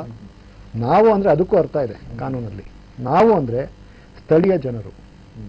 ಪಂಚಾಯತ್ ವ್ಯವಸ್ಥೆ ಒಳಗೆ ಒಂದು ಬಯೋಡೈವರ್ಸಿಟಿ ಮ್ಯಾನೇಜ್ಮೆಂಟ್ ಕಮಿಟಿ ಅಂತ ಒಂದೊಂದು ಗ್ರಾಮ ಸಭೆಯಲ್ಲೂ ಆಗಬೇಕಾಗ್ತದೆ. ಆ ಬಯೋಡೈವರ್ಸಿಟಿ ಮ್ಯಾನೇಜ್ಮೆಂಟ್ ಕಮಿಟಿ ಇವಾಗ ಈ ಬದನೆಕಾಯಿ ವಿಷಯದ ಕೊಡೋಣ, ಕರ್ನಾಟಕದಿಂದ 6 ತಳಿಗಳನ್ನ ತಗೊಂಡು ಅವ್ರು ಮೊನ್ಸಾಂಟೋಗೆ ಕೊಟ್ಟರು. ಯಾರು ಅವರು ಅಂದರೆ ನಮ್ಮ ಧಾರವಾಡ ಯೂನಿವರ್ಸಿಟಿನ agriculture college vice chancellor SF Patil ಅನ್ನೋರು. ಅವಾಗ ಆ ವ್ಯವಸ್ಥೆಯಲ್ಲಿ ಕೊಡುವಾಗ ಸೆಕ್ರೆಟರಿ, ಪ್ರಿನ್ಸಿಪಲ್ ಸೆಕ್ರೆಟರಿ ಅಗ್ರಿಕಲ್ಚರ್ ಇರ್ತಾರೆ, ಅಗ್ರಿಕಲ್ಚರ್ ಮಿನಿಸ್ಟರ್ ಇರ್ತಾರೆ, ಅವರೆಲ್ಲ ಸೇರಿ ಪರ್ಮಿಷನ್ ಕೊಟ್ಟಿದ್ದಕ್ಕೆ ತಾನೇ SF ಪಾಟೀಲ್ ಕೊಟ್ಟರು. ಅವ್ರು ಕೊಡುವಾಗ ಅವ್ರು ಯೋಚನೆ ಮಾಡಬೇಕಾಗಿತ್ತು, ನಾನು ಯಾವ ಕಾನೂನಿನ ಚೌಕಟ್ಟಿನಲ್ಲಿ ಕೆಲಸ ಮಾಡ್ತಾ ಇದ್ದೇನೆ ಅಂತ. ಅಮೆರಿಕದ ಕಾನೂನಿನಲ್ಲಿ ಕೆಲಸ ಮಾಡ್ತಿದ್ದೀನ, ಇಲ್ಲ ಭಾರತದ ಕಾನೂನಿನಲ್ಲಿ ಕೆಲಸ ಮಾಡ್ತಿದ್ದೀನ? ಆ ಒಂದು ಪ್ರಶ್ನೆ ಕೇಳುವಂಥ ಒಂದು ಪ್ರೊಫೆಸರು ಮತ್ತು ವೈಸ್ ಚಾನ್ಸಲರ್ ಗೊತ್ತಿಲ್ಲದೆ ಇದ್ದರೆ ಅದು ಸುಳ್ಳಾಗ್ತದೆ. ಗೊತ್ತಿದ್ದವ್ರು ಏನು ಮಾಡಿದ್ದಾರೆ, 6 ತಳಿಗಳನ್ನ ಮೊನ್ಸಾಂಟೋ ಕಂಪನಿ ಕೊಟ್ಟರು. ಆ ತಳಿಗಳು ಎಲ್ಲಿಂದ ಬಂದು, ಇವಾಗ ಉಡುಪಿ ಗುಳ್ಳ ಅಂತೇವೆ, ಮಟ್ಟುಗೊಳ್ಳ ಅಂತೇವೆ, ಅದು ಉಡುಪಿ ಜಿಲ್ಲೆಯಲ್ಲಿ ಸಿಗುವಂಥ ಇದು. ಅದು ಎಷ್ಟು ಶ್ರೇಷ್ಠ ಅಂದರೆ, ಕೃಷ್ಣ ದೇವರಿಗೆ ನಾವು ಹೋಗಿ ಆರಾಧನೆ ಮಾಡುವಾಗ ಅರ್ಪಣೆ ಮಾಡ್ತೇವೆ. ಅಂದರೆ ಅಷ್ಟೊಂದು ಪ್ಯೂರ್ ಅಂತ ಆಗಿರುವಂಥ ರೇಸ್ನ ಇವು ಹೋಗ್ಬಿಟ್ಟು ಮೊನ್ಸಾಂಟೋ ಕಂಪನಿ ಕೊಟ್ಟಿದ್ದಾರೆ. ಮೊನ್ಸಾಂಟೋ ಅದ್ರೊಳಗಡೆ ಏನು ಹಾಕಿದೆ, ಒಂದು ಬ್ಯಾಕ್ಟೀರಿಯಾ, ಒಂದು ಜೀನ್ ಸ್ಟ್ರ್ಯಾಂಡ್ ಹಾಕಿದೆ. ಅದರಲ್ಲಿ ಸಾಕಷ್ಟು ಒಂದು ಎಥಿಕಲ್ ಇಶ್ಯೂಸ್ ಬರ್ತವೆ, ತುಂಬಾ ಎಥಿಕಲ್ ಇಶ್ಯೂಸ್ ಇದೆ. ನಮ್ಮ ಸ್ವಾಮೀಜಿಗಳದನ್ನು ಯಾಕೆ ಮುಂದೆ ಇಟ್ಟಿಲ್ವೋ ಅದು ಅವ್ರಿಗೆ ಗೊತ್ತು, ಏನೆಲ್ಲ ಮುಂದೆ ಇಡ್ತಾರೆ. ಈ ಒಂದು ಇಂಪಾರ್ಟೆಂಟ್ ಎಥಿಕಲ್ ಇಶ್ಯೂ, ಒಂದು ವೆಜಿಟೇಬಲ್ ಒಳಗಡೆ ಬೇರೆ ಫಾರಿನ್ ಆರ್ಗ್ಯಾನಿಸಮ್ ಹಾಕುವಂತ ಒಂದು ತುಂಬಾ ದೊಡ್ಡ ವಿಷಯ ಅದು. ಅದನ್ನ ಯಾರು ಮುಂದಿಡ್ತಿಲ್ಲ ಲೆಜಿಸ್ಲೇಷನ್. ಒಂದು ರೀತಿ ಕ್ರಿಮಿ ಅಂತ ಪರಿಗಣನೆ. ಹೌದು, ಕ್ರಿಮಿಯ ಅದು, ಕ್ರಿಮಿಯ ತುಂಡದು ಸಸ್ಯದೊಳಗೆ ಒಂದು ಸಸ್ಯದೊಳಗಡೆ ಅದೊಂದು ಟ್ರಾನ್ಸ್ಜೆನಿಕ್ ಟ್ರಾನ್ಸ್ಜೆನಿಕ್. ಅದು ಯಾವುದು ಒಂದು ನಮ್ಮ ನೇಚರಲ್ ಆಗದೆ ಇರೋದು ನಾವು ಲ್ಯಾಬಲ್ಲಿ ಮಾಡಿ ತಂದಿಡ್ತಿದ್ದೇವೆ. ಅದು ಪ್ಯೂರ್ ವೆಜಿಟೇರಿಯನ್ ಅಂತ ಹೇಳಲಿಕ್ಕಾಗಲ್ಲ. ಅಂದ್ರೆ ನೀವು ಹೋಗಿ ನಾಳೆ ದಿನ ಕೃಷ್ಣ ಟೆಂಪಲ್ ಅಲ್ಲಿ ಕೊಡ್ತೀರಾ, ಅದು ಪ್ರಶ್ನೆ ಬರ್ತದೆ. ಯಾಕಂದ್ರೆ ಮಾರ್ಕೆಟ್ ಅಲ್ಲಿ ಬೈ ಚಾನ್ಸ್ ಬಂತು ಅಂತ ಅನ್ಕೊಳ್ಳಿ, BT ಮಟ್ಟುಗೊಳ್ಳ BT ವೆರೈಟಿ, ಮಟ್ಟುಗೊಳ್ಳ ಲೋಕಲ್ ವೆರೈಟಿ ಅಂತ. ಅದರಲ್ಲಿ ನೀವು ಪತ್ತೆ ಹಚ್ಚೋದು ಹೇಗೆ? ನಮ್ಮಲ್ಲಿ ಲೇಬಲಿಂಗ್ ಇಲ್ಲ, ಯಾವುದೇ ರೀತಿಯಲ್ಲಿ ಬೇರೆ ಸಿಸ್ಟಮ್ ಇಲ್ಲ, ಮತ್ತೆ ನಮ್ಮ ರೆಗ್ಯುಲೇಟರಿ ಪ್ರಾಕ್ಟೀಸ್ ಅಷ್ಟು ವೀಕ್ ಇದೆ. ಎಲ್ಲ ಒಟ್ಟಿಗೆ ಗುಂಪಲ್ಲಿ ಗೋವಿಂದ ತರ ಬಂದ್ಬಿಟ್ಟು ನಾವು ಕೊಡ್ತೇವೆ. ಕೃಷ್ಣಂಗೆ ಏನ್ ಅನ್ಸುತ್ತೋ ಗೊತ್ತಿಲ್ಲ ನನಗೆ, ಅದು ಬೇರೆ ಪ್ರಶ್ನೆ ಆಯ್ತಾ. ಬಟ್ ಪ್ರಶ್ನೆ ಇರೋದು ಒಂದು ಭಕ್ತಿ ಮತ್ತೆ ಒಂದು ನಮ್ಮ ಒಂದು ಸಮಾಜದಲ್ಲಿ ಒಂದು ವ್ಯವಸ್ಥೆ ಇರುವಾಗ ಅದನ್ನ ಕೇಳುವಂತ ಒಂದು ವ್ಯವಸ್ಥೆ ಕಾನೂನಲ್ಲೂ ಇದೆ. ಅದು ಇಂಪಾರ್ಟೆಂಟ್ ಒಂದು ಪಾಯಿಂಟ್ ಹೇಳಲಿಕ್ಕೆ ಬಯಸ್ತೇನೆ. ಈ 6 ವೆರೈಟಿ ಕೊಡುವಾಗ ನಮ್ಮ ಧಾರವಾಡ ಯೂನಿವರ್ಸಿಟಿ ಪ್ರೊಫೆಸರ್ಸ್ ಅವರು ಅಲ್ಲಿ ಲೋಕಲ್ ಮಟ್ಟಲ್ಲಿ ಇರುವಂತ ಸ್ಥಳೀಯ ಜನರ ಬಯೋಡೈವರ್ಸಿಟಿ ಮ್ಯಾನೇಜ್ಮೆಂಟ್ ಕಮಿಟಿ ಹತ್ರ ಹೋಗ್ಬಿಟ್ಟು ಪರ್ಮಿಷನ್ ಕೇಳಬೇಕಾಗಿತ್ತು. ಅದು ಕೇಳಲಿಲ್ಲ. ಅದಾದ ನಂತರ ಸ್ಟೇಟ್ ಬಯೋಡೈವರ್ಸಿಟಿ ಬೋರ್ಡಿನ ಪರ್ಮಿಷನ್ ಬೇಕಾಗಿದೆ. ಅದಲ್ಲದೆ ಫಾರಿನ್ ಕಂಪನಿ ಬಂದಿದ ತಕ್ಷಣ, ಫಾರಿನ್ ಕೊಲಾಬರೇಷನ್ ಬಂದಿದ ತಕ್ಷಣ ನ್ಯಾಷನಲ್ ಬಯೋಡೈವರ್ಸಿಟಿ ಅಥಾರಿಟಿ ಅಂತ ಚೆನ್ನೈಯಲ್ಲಿದೆ, ಅವರ ಪರ್ಮಿಷನ್ ತಗೊಂಡು ಮಾತ್ರ ಅದು ಕೊಟ್ಟಾದ ನಂತರ ಪರ್ಮಿಷನ್ ಬರೀ ಅನ್ಕಂಡೀಷನಲ್ ಅಲ್ಲ, ಕೊಡುವಾಗ ಕಂಡೀಷನ್ ಇರ್ತದೆ. By chance revenue sharing agreement ಇರ್ಬೋದು, BT ಬೇಕೇ ಅಂತ ಅನ್ಕೊಳ್ಳೋಣ, BT ಬದನೆಕಾಯಿ ಬೇಕೇ ಅಂತ ಬಟ್ ಈ ವ್ಯವಸ್ಥೆಯ ಒಂದು ಕ್ರಮಗಳನ್ನ ಪಾಲಿಸಿಕೊಂಡು ಮುಂದೆ ಹೋಗುವಂತ ಒಂದು ಏನು ಪಾರ್ಲಿಮೆಂಟ್ ಕೊಟ್ಟಿದೆಯೋ ದಿಕ್ಕು, ಅದನ್ನ ಅಮೆರಿಕ ಕಂಪನಿ ಆಗ್ಲಿ, ಜರ್ಮನಿ ಆಗ್ಲಿ, ಇಲ್ಲ ಆಸ್ಟ್ರೇಲಿಯಾ ಆಗ್ಲಿ, ಅವ್ರನ್ನ ಒಂದು ಅವ್ರು ಹೇಳಿದ್ದು ಸರಿ, ನಾವ್ ಹೇಳಿದ್ದು ಅವ್ರು ಹೇಳಿದ್ದನ್ನೇ ಮಾಡ್ಕೊಂಡು ಹೋಗೋಣ ಅಂತ ಒಂದು ಭ್ರಮೆ ಇದೆ ಅಲ್ಲ ನಮ್ಮ ಯೂನಿವರ್ಸಿಟಿ ಪ್ರೊಫೆಸರ್, ಅದು ತಪ್ಪಿಸ್ಬೇಕು. ಇದು 2009 ಇಸ್ವಿಯಿಂದ 2010 ವರೆಗೂ ಯಾರು ಪತ್ತೆ ಹಚ್ಚಿರ್ಲಿಲ್ಲ. ನಾವು ಈ ಪ್ರಶ್ನೆನ ಹುಡುಕಿ ಕೇಳುವಾಗ ಯಾಕೆ ಇದ್ರ ಬಗ್ಗೆ ಪರ್ಮಿಷನ್ ತಗೊಂಡಿಲ್ಲ ಇವರು ಅನ್ನುವಾಗ, ಅವಾಗಿರೋ ಜಯರಾಮ್ ರಮೇಶ್ ಎನ್ವೈರನ್ಮೆಂಟ್ ಮಿನಿಸ್ಟರ್ ಅವ್ರು ಹೇಳಿದ್ರು, ನಮಗೆ ಟೀಕೆ ಮಾಡಿದ್ರು, ನೀವೆಲ್ಲ ಸುಮ್ಮನೆ ನಮ್ಮ ಟೈಮ್ ವೇಸ್ಟ್ ಮಾಡ್ತೀರಾ. ಬೆಂಗಳೂರಲ್ಲಿ ಒಂದು ದೊಡ್ಡ ಇದಾಯ್ತು, ಏನು ಪಬ್ಲಿಕ್ ಹಿಯರಿಂಗ್ ಆಯ್ತು. ನಾನು ಮತ್ತೆ ನಮ್ಮ ಜೊತೆ ಇರೋ ಭಾರ್ಗವ್ ಅನ್ನೋರು ಇಬ್ರು ಕೇಳಿದ್ವಿ ಪ್ರಶ್ನೆ, 2-3 ರೀತಿಯಲ್ಲಿ ಕೇಳಿದ್ವಿ. ಮತ್ತೆ ನಮ್ಮ ಜೊತೆಲಿ ಆರ್ಗ್ಯಾನಿಕ್ ಫಾರ್ಮರ್ಸ್ ಒಬ್ರು ವಿವೇಕ್ ಕರಿಯಪ್ಪ ಅಂತ ಇದ್ರು, ಅವರು ಬಂದು ಕೇಳಿದ್ರು, ನೋಡಿ ಸ್ವಾಮಿ ಇದು ಸಣ್ಣ ವಿಷಯ ಅಲ್ಲ, ಇದು ದೊಡ್ಡ ವಿಷಯ, ದಯವಿಟ್ಟು ಗಮನ ಕೊಡಿ, ನಾವೇನು ಹೇಳ್ತೇವೆ. ನಮಗೆಲ್ಲ ಬಾಯಿ ಮುಚ್ಚಿಸ್ಬಿಟ್ಟು ಅವ್ರು ಕೂರಿಸಿದ್ರು. ಅವರ ರಿಪೋರ್ಟಲ್ಲೂ ಇದೆ, 2 people from Bangalore misguided me and distracted me ಅಂತೆಲ್ಲ ಬರೆದಿದ್ದಾರೆ. ಬಟ್ ಅವ್ರು ಒಳ್ಳೆ ಡಿಸಿಷನ್ ತಗೊಂಡ್ರು, ಮೊರಟೋರಿಯಂ ಡಿಸಿಷನ್. ಅದು ಮೊರಟೋರಿಯಂ ಕೊಟ್ಟಿರೋದು ಎನ್ವೈರ್ಮೆಂಟ್ ಮತ್ತೆ ಹೆಲ್ತ್ ವಿಷಯದ ಒಂದು ಬೇಸಿಸ್ ಮೇಲೆ. ಬಟ್ ಆ ಬಯೋಪೈರಸಿ ಅಂತ ಇಶ್ಯೂನ ಯಾರು ಮುಂದೆ ಇಟ್ಟಿರಲಿಲ್ಲ. ಅದಕ್ಕೆ ನಾವು ಅವರು ಮಿನಿಸ್ಟರ್ ಆಗಿರುವಂತವರೇ ನಮ್ಮ ಒಂದು ಪ್ರಶ್ನೆಗೆ ಉತ್ತರ ಕೊಡದಿಲ್ಲದೆ ಇರೋ ಕಾರಣ ನಾವು ಮತ್ತೆ ಬಯೋಡೈವರ್ಸಿಟಿ ಬೋರ್ಡ್ ಹತ್ರ ಹೋಗಿ ಬೋರ್ಡ್ಗೆ ಹೋಗಿ ಕಂಪ್ಲೇಂಟ್ ಹಾಕಿದ್ವಿ. ಅಲ್ಲಿಂದ ಇವಾಗ 3 ವರ್ಷ ಆದ ನಂತರ ಇವಾಗ ಕ್ರಿಮಿನಲ್ ಪ್ರೊಸೀಡಿಂಗ್ಸ್ ಮತ್ತೆ ಜಾರಿ. ಈಗ 2002ರ ಬಯೋಡೈವರ್ಸಿಟಿ ಆಕ್ಟ್ ಆಧಾರದ ಮೇಲೆ ಈಗ ಈ ಕಾನೂನು ಸಮರ ನಡೀತಾ ಇದೆ. ಸೊ ಈಗ ನೀವು ಹೇಳಿದಾಗೆ ಇದು ಕೃಷಿ ಪದ್ಧತಿ ಬಗ್ಗೆ ಮಾತ್ರ ಅಲ್ಲ, ನಮ್ಮ ಆಹಾರ ಪದ್ಧತಿ, ನಮ್ಮ ಸಂಸ್ಕೃತಿ, ಸೊ ಇದೆಲ್ಲ ವಿಚಾರಗಳು ಅದರಲ್ಲಿ ಅಡಕವಾಗಿದೆ. ಸೊ ಇದನ್ನ ಈಗ ಯಾಕೆ ವಿರೋಧ ಮಾಡ್ತಾರೆ ಅಂತ ಹೇಳುವಂತದ್ದು ಪ್ರಶ್ನೆಗಳು ಇದರಲ್ಲಿ ಉಟ್ಕೊಳುತ್ತೆ. ಸೊ ಈಗ ಡಾಕ್ಟರ್ ವಸಂತ್ ಕುಮಾರ್ ತಿಮ್ಕಾಪುರ್ ಅವರು ತಾವು ಏನು ಹೇಳ್ತೀರಿ? ನಾನು ಮೊದಲು ಪ್ರೊಫೆಸರ್ ನರಸಿಂಹಪ್ಪ ಅವರು ಈ ಪ್ರಶ್ನೆಯನ್ನ ನಾನು ಉತ್ತರಿಸೋದಕ್ಕೆ ಪ್ರಯತ್ನ ಪಡ್ತೇನೆ. ಅವರು ಆರೋಗ್ಯಕ್ಕೆ ಅಪಾಯ ಅಂತ ಹೇಳಿದ್ರು, ಆರೋಗ್ಯದ ಮೇಲೆ ದುಷ್ಪರಿಣಾಮ ಬೀಳ್ತದೆ ಅಂತ ಹೇಳಿದ್ರು. ಖಂಡಿತವಾಗಿ ದುಷ್ಪರಿಣಾಮ ಬೀರೋದಿಲ್ಲ. ಖಂಡಿತ ಆಗಿದೆ. ನೀವು ಮಾತಾಡುವಾಗ ನಾನು ಕೇಳಿದ್ದೀನಿ, ಇವಾಗ ಕೇಳಿ ನೀವು. ಈ ಕುಲಾಂತರಿ ತಳಿ ಅಂತ ಏನ್ ಹೇಳ್ತೀರಿ, ಟ್ರಾನ್ಸ್ಜೆನಿಕ್ ಕ್ರಾಪ್ಸ್ ಅಂತ ಏನ್ ಹೇಳ್ತೀವಿ, ಇದು 1996ರಿಂದ ಇದೆ. ಅಂದ್ರೆ 17 ವರ್ಷಗಳಿಂದ ಅಮೆರಿಕ ದೇಶದಲ್ಲಿ ಇದನ್ನು ಉಪಯೋಗಿಸ್ತಾ ಇದ್ದಾರೆ. ಅಮೆರಿಕ ಜನರು ಕೊಟ್ಟಿದ್ದನ್ನೆಲ್ಲ ತಿನ್ನುವಂತ ಮೂರ್ಖರ ಜನತೆ ಏನಲ್ಲ. ಅವರು 16-17 ವರ್ಷದಿಂದ ಅವರು ಅದನ್ನ ದೈನಂದಿನ ಆಹಾರದಲ್ಲಿ ಉಪಯೋಗಿಸ್ತಿದ್ರು ಕೂಡ. ಅಂದ್ರೆ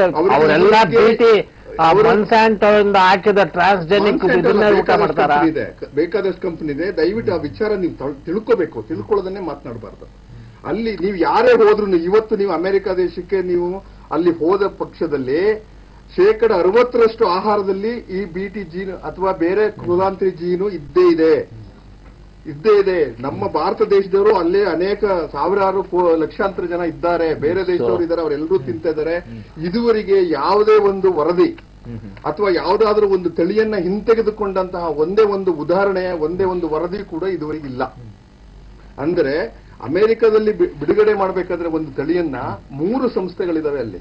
USDA ಅಂದ್ರೆ US department of agriculture department, ಆನಂತರ FDA food and drug administration ಅಂತ, ಅಂದ್ರೆ ಈ ಮತ್ತೆ ಇದು ಏನು ಸುಭದ್ರತೆ ಅಥವಾ ಸುರಕ್ಷತೆ ಅಂತ ಹೇಳ್ತೀವಿ ಆಹಾರದ್ದು, ಅದ್ರ ಬಗ್ಗೆ ಪರೀಕ್ಷೆ ಮಾಡಕ್ಕೆ, ಮತ್ತೆ EPA ಎನ್ವೈರನ್ಮೆಂಟ್ ಪ್ರೊಟೆಕ್ಷನ್ ಏಜೆನ್ಸಿ ಅಂತ ಹೇಳ್ತಾರೆ.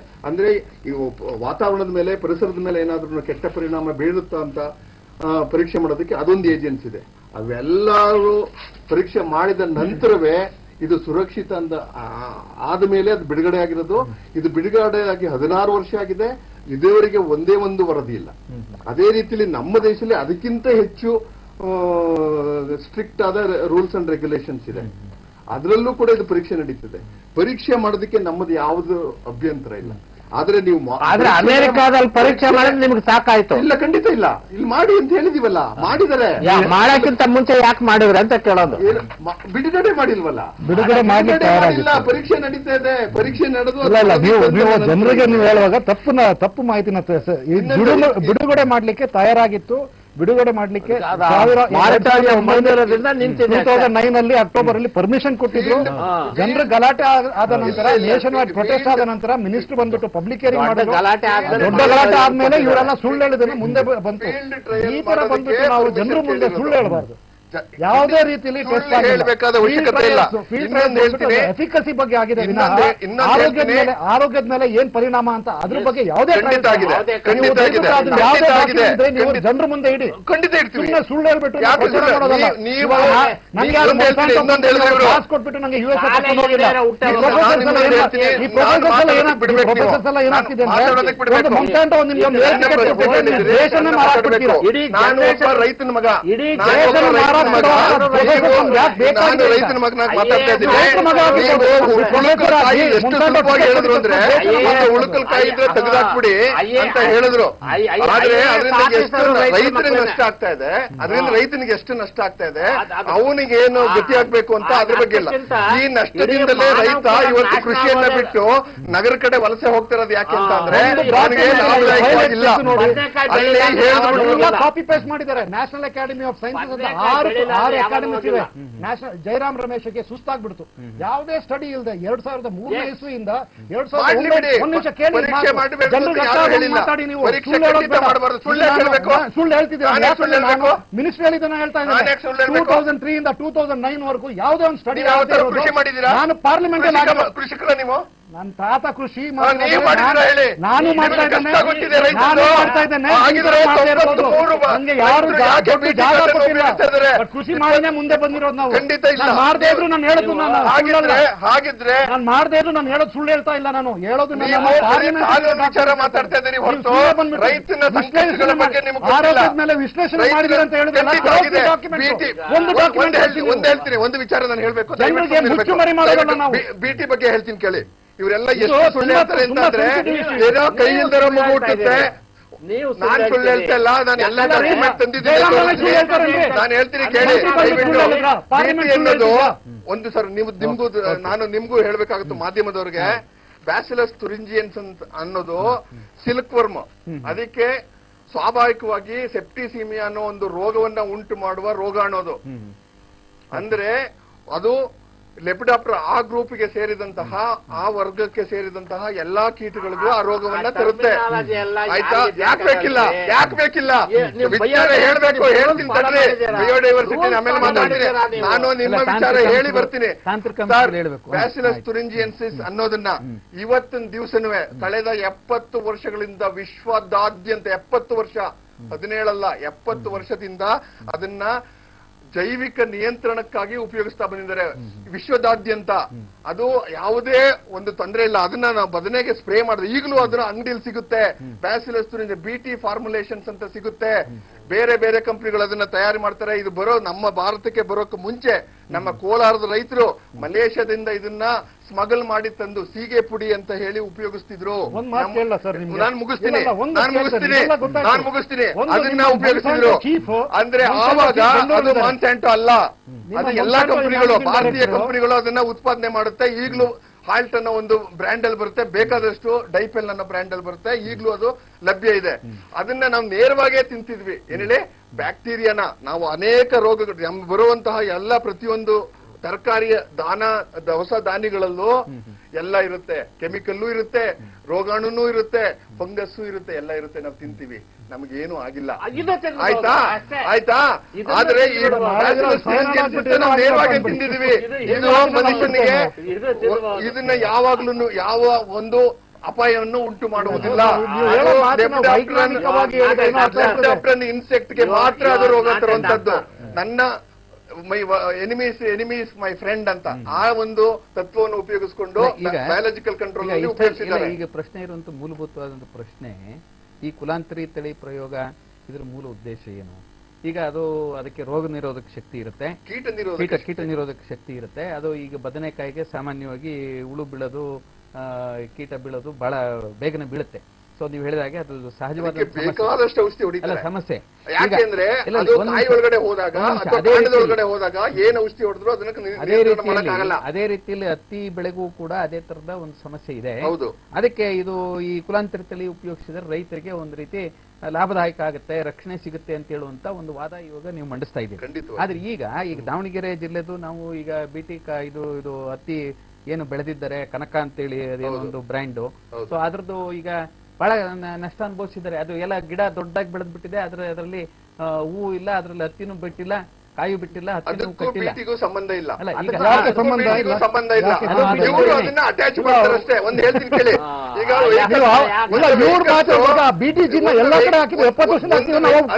ಬಿಟಿ ಕನಕ ಮಾತ್ರ ಒಂದು ಭಾಗದಲ್ಲಿ ಮಾತ್ರ ಅದು ಒಂದು ಬೆಳೆ ಫೇಲ್ಯೂರ್ ಆಗಕ್ಕೆ ಜಿಲ್ಲೆಗಳಲ್ಲಿ ಆಗಿದೆ ಅಂತ ಹೇಳಿ ನಮ್ಮ ಆಗ್ಲಿ 9 ಅಲ್ಲ, ಅದು ಆಗ್ಬಾರ್ದು. ಏನ್ ಹೇಳಿ, ಅದು ಆಗ್ಬಾರ್ದು. ಅದು ಆಗೋದಕ್ಕೆ ಬಿಟಿನೇ ಕಾರಣ ಅಂತ ಹೇಳೋದು ತಪ್ಪು ಅಷ್ಟೇ. ಒಂದು ಬೆಳೆ ನಾಶವಾಗೋದಕ್ಕೆ ಅನೇಕ ಕಾರಣಗಳಿರ್ತವೆ. ಬಿಟಿ ಫೇಲ್ ಆಯ್ತು ಅಂತ ಯಾವಾಗ ಹೇಳ್ಬೋದು ಇವರು? ಆಕ್ರಮಣ ಮಾಡಿದಾಗ, ತಾಯಿ ಬಂದು ಅದಕ್ಕೆ ಆಕ್ರಮಣ ಮಾಡಿದಾಗ ಅದು ಫೇಲ್ ಆಗಿದೆ ಅಂತ ಹೇಳ್ಬೇಕು ಅಷ್ಟೇ ಹೊರತು ಅದು ಬೆಳೆ ಹೂವೇ ಒಂದು ಜೀನ್ ಮಾತ್ರ ಇರೋದು. ಅದು ಕೀಟ ನಿರೋಧಕ ಶಕ್ತಿಯ ಒಂದು ಜೀನ್ ಅಷ್ಟೇನೆ. ಅದಕ್ಕೂ ಹೂ ಬಿಡೋದಕ್ಕೂ ಕಾಯಿ ಬಿಡೋದಕ್ಕೂ ಅದಕ್ಕೂ ಸಂಬಂಧ ಇಲ್ಲ. ಅಲ್ಲ ಮತ್ತೆ ಯಾಕಾಯ್ತು? ಮೊದಲು ಯಾತಕ್ಕಾಗಿದೆ ಅಂತ ಇನ್ನೂ ವರದಿ ಬರಬೇಕು. ಅಲ್ಲ, ರೈತರಿಗೆ ಆಗಿರೋ ಅನ್ಯಾಯಕ್ಕೆ ನನಗೆ ಖಂಡಿತ ಬೀಜ ಸಪ್ಲೈ ಖಂಡಿತ ಅನ್ಕೊಂಪ ಇದೆ. ಅದಕ್ಕೆ ಕಾನೂನು ಪ್ರಕಾರ ರೈತರಿಗೆ ಏನು ಅವ್ರಿಗೆ ಪರಿಹಾರ ಕೊಡ್ಬೇಕು ಅದನ್ನ ಕೊಡ್ಲಿ ಅಂತ ನಾನು ಕೂಡ ವಾದ ಮಾಡ್ತೀನಿ. ನೋಡಿ, ನಾನು ಒಬ್ಬ ರೈತನಾಗಿ ಅದನ್ನ ವಾದ ಮಾಡ್ತೀನಿ. ಅಲ್ಲ, ಇದು ಯಾಕೆ ಅಂತ ಹೇಳಿದ್ರೆ ಕರ್ನಾಟಕದ ನೆಲದಿಂದನೇ ಪ್ರಾರಂಭ ಮಾಡಿ ಅಂತಾರಾಷ್ಟ್ರೀಯ ಮಟ್ಟದವರೆಗೆ ಪ್ರೊಫೆಸರ್ MD ನಜುಂಡಸ್ವಾಮಿ ಅವರು ಈ ಕುಲಾಂತರಿ ತಳಿಗಳ ವಿರುದ್ಧ, ಸೊ ಈ ಮಾನ್ಸೈಂಟ್ ಬಹುರಾಷ್ಟ್ರೀಯ ಕಂಪನಿಗಳ ವಿರುದ್ಧ ಅವರು ಬಹಳ ದೊಡ್ಡ ಹೋರಾಟಗಳನ್ನೇ ನಡೆಸಿದ್ರು ಅವರು. ಸೊ ಈಗ ಪ್ರೊಫೆಸರ್ ನಮ್ಮ ನರಸಿಂಹಪ್ಪನವರು ಕೂಡ ಅದೇ ರೀತಿಯಲ್ಲಿ ರೈತ ಚಳವಳಿ ಸಕ್ರಿಯವಾಗಿದ್ದಾರೆ. ಈಗ ನಮ್ಮ ದೇಶದಲ್ಲಿ ಇದೊಂದು ದೊಡ್ಡ ಸಮಸ್ಯೆ, ಸವಾಲು ಎದುರಾಗ್ಬಿಟ್ಟಿದೆ. ಸೊ ಈಗ ನರಸಿಂಹಪ್ಪನವ್ರು ತಾವೇನ್ ಹೇಳ್ತೀರಿ? ಈಗ ಹೈಬ್ರಿಡ್ ತಳಿ ಯಾವುದೇ ತಳಿ ಆದ್ರೂ ಕೂಡ 3 ರಿಂದ 4 ವರ್ಷ ತಾನು ನಿರೀಕ್ಷಿಸಿದ ಬೆಳೆ ಕೊಡೋದಕ್ಕೆ ಸಾಧ್ಯ. ಆಮೇಲೆ ಅದು ಡಿಜನರೇಟ್ ಆಗ್ತದೆ. ಈ ಬಿಟಿ ಹತ್ತಿಗೆ ಬೋಲ್ಗಾರ್ಡ್ 1 ಅಂತ ಬಂತು, ಅದನ್ನ ಸಿಗಿಸಿದ್ರು. ಅದು 2-3 ವರ್ಷ ಕೆಲಸ ಮಾಡ್ತು, ಆಮೇಲೆ ಅದು ಮಕ್ಕಂಬಿಡ್ತು. ಬೋಲ್ಗಾರ್ಡ್ 2 ಬಂತು, ಪಾಕೆಟ್ನಲ್ಲೇ ಹಾಕ್ಬಿಟ್ಟು ಕೊಟ್ರು, ಅದು ಹಾಕಿದ್ರು. ಆ ಬೋಲ್ಗಾರ್ಡ್ 2 ಆದ್ಮೇಲೆ ತಲೆ ಎಲ್ಲ ಈಗ ಬೋಳಾತು. ಬೋಳಾಗಿ ಹಾವೇರಿ ಜಿಲ್ಲೆ ರೈತರು ಬಾಡ್ಬೇಡ್ಕೊಂತ ಇದ್ದಾರೆ, ದಾವಣಗೆರೆನಲ್ಲೂ ಹೋಗಿದ್ದಾವೆ, ಎಲ್ಲಾ ಕಡೆ ಹೋಗಿದ್ದಾವೆ. ರೈತರು ಸಾಮಾನ್ಯವಾಗಿ ಇವ್ರು ಏನ್ ಮಾಡ್ಬೋದಿತ್ತು? ಬಿಟಿ ಹತ್ತಿ ಬೀಜ ಎಷ್ಟು ಕಾಸ್ಟ್ಲಿ ಅಂತಂದ್ರೆ 1 ಎಕರೆಗೆ 3,000 ರೂಪಾಯಿ ಬೇಕು ಹತ್ತಿ ಬೀಜ ಕೊಂಡ್ಕೊಳಕ್ಕೆ. ಅದು ಬಂಗಾರದಲ್ಲಿ ಮಾಡಿರ್ತಾವ ಬೀಜ. ಹತ್ತಿ ಗಿಡದಲ್ಲಿ ಬೆಳೆಯಲ್ಲ, ಬಂಗಾರವೇ ಅದು. ಪಾಪ ರೈತರು ತಗೊಂಬಂದು ಮಾಡ್ಬಿಡ್ತಾರೆ. ಮಾಡಿಬಿಟ್ಟ ಮೇಲೆ ಈಗ ಅವರಿಗೆ 18 ಕ್ವಿಂಟಾಲ್ ಬರ್ತಾ ಇದ್ದಿದ್ದು 4 ಕೀಳಿತು. ಗಿಡದಲ್ಲಿ 100 ಕಾಯಿ ಇದ್ದಿದ್ದು 3 ಕಾಯಿ ಇಳಿತು. ಇಳಿದಾಗ ಅವ್ರ ಗತಿ ಏನಾಗಬೇಕು? ಇನ್ವೆಸ್ಟ್ಮೆಂಟ್ ಮಾಡಿರ್ತಾರೆ, ಇದು ಮಾಡಿರ್ತಾರೆ. ಈಗ ಸಿಕ್ಕಿದ್ರೆ ಅವ್ರನ್ನ ಇವ್ರು ತೋರಿಸ್ತಾರೆ, ಇವ್ರನ್ನ ಇನ್ನೊಬ್ರು ತೋರಿಸ್ತಾರೆ. ಅಗ್ರಿಕಲ್ಚರ್ ರಸೀದ್ ಇಟ್ಕೋಬೇಕಪ್ಪ, ಈ ರಸೀದ್ ಇಟ್ಕೊಂಡೇ ಇರ್ಬೇಕು. ಬೀಜ ಕೊಂಡ್ಕೊಂಡಿರ್ತದೆ. ಇವ್ರು ಯಾಕೆ ಇನ್ಶೂರೆನ್ಸ್ ಮಾಡ್ತಿಲ್ರಿ ಆ ಬೀಜಕ್ಕೆ? ಬೀಜ ಶಾಸನದ ಬರ್ಬೇಕು ಅಂತ ಗ್ಯಾರಂಟಿ ಪ್ರಕಾರ ಗ್ಯಾರಂಟಿ ಕೊಟ್ರಲ್ಲ ನೀವು. ಯಾವುದೇ ಕಾರಣಕ್ಕೂ ಗ್ಯಾರಂಟಿ ಎಂಪ್ಲಾಯಿ ಇಲ್ಲದೆ ಇರ್ಬೋದು, ಬಟ್ ಅದನ್ನ ಎಂಡಾರ್ಸ್ ಮಾಡುವಾಗ ನೀವು ಒಂದು ಪ್ರಾಡಕ್ಟ್ ನ ಎಂಡಾರ್ಸ್ ಮಾಡುವಾಗ ನೀವು ಗಮನ ಕೊಟ್ಟು ಮಾಡ್ಬೇಕು. ನೀವು ಹೇಳಿದ್ರೆ USDA ಅಂದ್ರಿ, EPI ಅಂದ್ರಿ, ರಿವಾಲ್ವಿಂಗ್ ಡೋರ್ ಅಂತ ಸಿಸ್ಟಮ್ ಇದೆ. ತಂತ್ರಜ್ಞಾನವನ್ನು ಮಾತ್ರ ನಾನು ಸಪೋರ್ಟ್ ಮಾಡ್ತಾ ಇದ್ದೀನಿ ಹೊರತು ಯಾವ ಕಂಪನಿಯನ್ನು ಸಪೋರ್ಟ್ ಮಾಡ್ತಾ ನಾನು ಒಂದು ಮಾತು ಹೇಳ್ತೇನೆ. ಅಲ್ಲಿಗೆ ರೈತರ ಬಗ್ಗೆ ಯಾರು ಯೋಚನೆ ಮಾಡ್ತಾ ಇಲ್ಲ ಸರ್ ಇವರು. ಹೌದು. ಒಂದೇ ಮಾತು ನೀವು ಒಬ್ರೇ ಬರೀ ಯಾರು ಮಾಡ್ತಾ ಇಲ್ಲ. ಇವರೊಬ್ಬರೇ ಅಮೆರಿಕಾದ ಪರವಾಗಿ ಬಹಳ ಚೆನ್ನಾಗಿ ಯೋಚನೆ ಮಾಡ್ತಾರೆ. ಅಮೆರಿಕದ ಬಗ್ಗೆನೂ ನಾನು ಮಾತಾಡ್ತಿಲ್ಲ. ನಮ್ಮ ಮೊನ್ಸಾಂಟೋ ಪರವಾಗಿ, ವಿಜ್ಞಾನಿಗಳ ಬಗ್ಗೆ ನೀವು ಹಾಕಿದ್ರೆ ಯಾವ ವಿಜ್ಞಾನಿಗೆ ಇನ್ನು ಮುಂದೆ ಸಂಶೋಧನೆ ಮಾಡಕ್ಕೆ ಧೈರ್ಯ ಇಲ್ಲ ಸಂಶೋಧನೆ ಮಾಡಬೇಕು ಅಂತ ಹೇಳ್ತಿಲ್ಲ. ಸಂಶೋಧನೆ ಮಾಡ್ಲಿಕ್ಕೆ ನಿಯತ್ತಿದೆ. ಇಲ್ಲ ಕತ್ಕೊಂಡು ಮಾಡಿ ಅಂತ ಹೇಳಿದ್ರೆ ಕಂಪನಿಯನ್ನ ನಾವು ಆಚೆ ಓಡಿಸ್ಬೇಕು ಅಂತ ಮಾತಾಡ್ತೀವಿ. ಇಲ್ಲ ಕತ್ಕೊಂಡು ಮಾಡಿ ಅಂತ ಹೇಳಿದ್ರೆ ನಾವು ತಂತ್ರಜ್ಞಾನ ಕೊಡಕ್ಕೆ ನಮ್ಮ ಡಾಕ್ಟರ್ ಪಾಟೀಲ್ಗೆ ಗೊತ್ತಿರಲಿಲ್ಲ ಇದು ಕಳ್ತನ ಅಂತ. ಅವರಿಗೆ ಬೆನ್ನು ತಟ್ಟದೆ ಹೋದ್ರೆ ನಾವು ಈ ರೀತಿ ಕೇಸ್ ಹಾಕೊಂಡು ಹರ್ಕುದ್ರೆ ಯಾವ ವಿಜ್ಞಾನಿ ಯಾಕ ಅವ್ರ ಬೆನ್ನು ತಟ್ಟಕ್ಕಿಂತ ಅವ್ರ ಬೂಟ್ ಒಂದು ಮಾತು ಹೇಳ್ತೇನೆ, ಬೆನ್ನು ತಟ್ಟಕ್ಕಿಂತ ಅವ್ರ ಬೂಟ್ ಲೆಕ್ಕಿದ್ರೆ ಇನ್ನೂ ಒಳ್ಳೆದು ಅಂತಿದೆ. Confederation of Indian farmers association ನಿಂತಿದೆ. ಅವರು ಈ ತಂತ್ರಜ್ಞಾನ ಬೇಕೇ ಬೇಕು ಅಂತ ಕೇಳ್ತಾರೆ ಅಂತ ಹೇಳ್ತಾರೆ. ಇವಾಗ ರೂಪಾಯಿ ಕೊಟ್ಟು ಈ ಇಬ್ರು ರೂಪಾಯಿ ದುಡ್ಡು ಕೊಟ್ಟು ಅವರನ್ನ ಅಮೆರಿಕ ಟೂರ್ ಮಾಡಕ್ ಕಳಿಸ್ತಾರೆ. ಭಾಗದಷ್ಟು ರೈತ ಉಪಯೋಗಿಸ್ತಾ ಇದ್ದಾನೆ ಅಂತಂದ್ರೆ ಅದು ನಿಜವಾದ ತೀರ್ಮಾನ, ರೈತ ಕೊಟ್ಟ ತೀರ್ಮಾನ.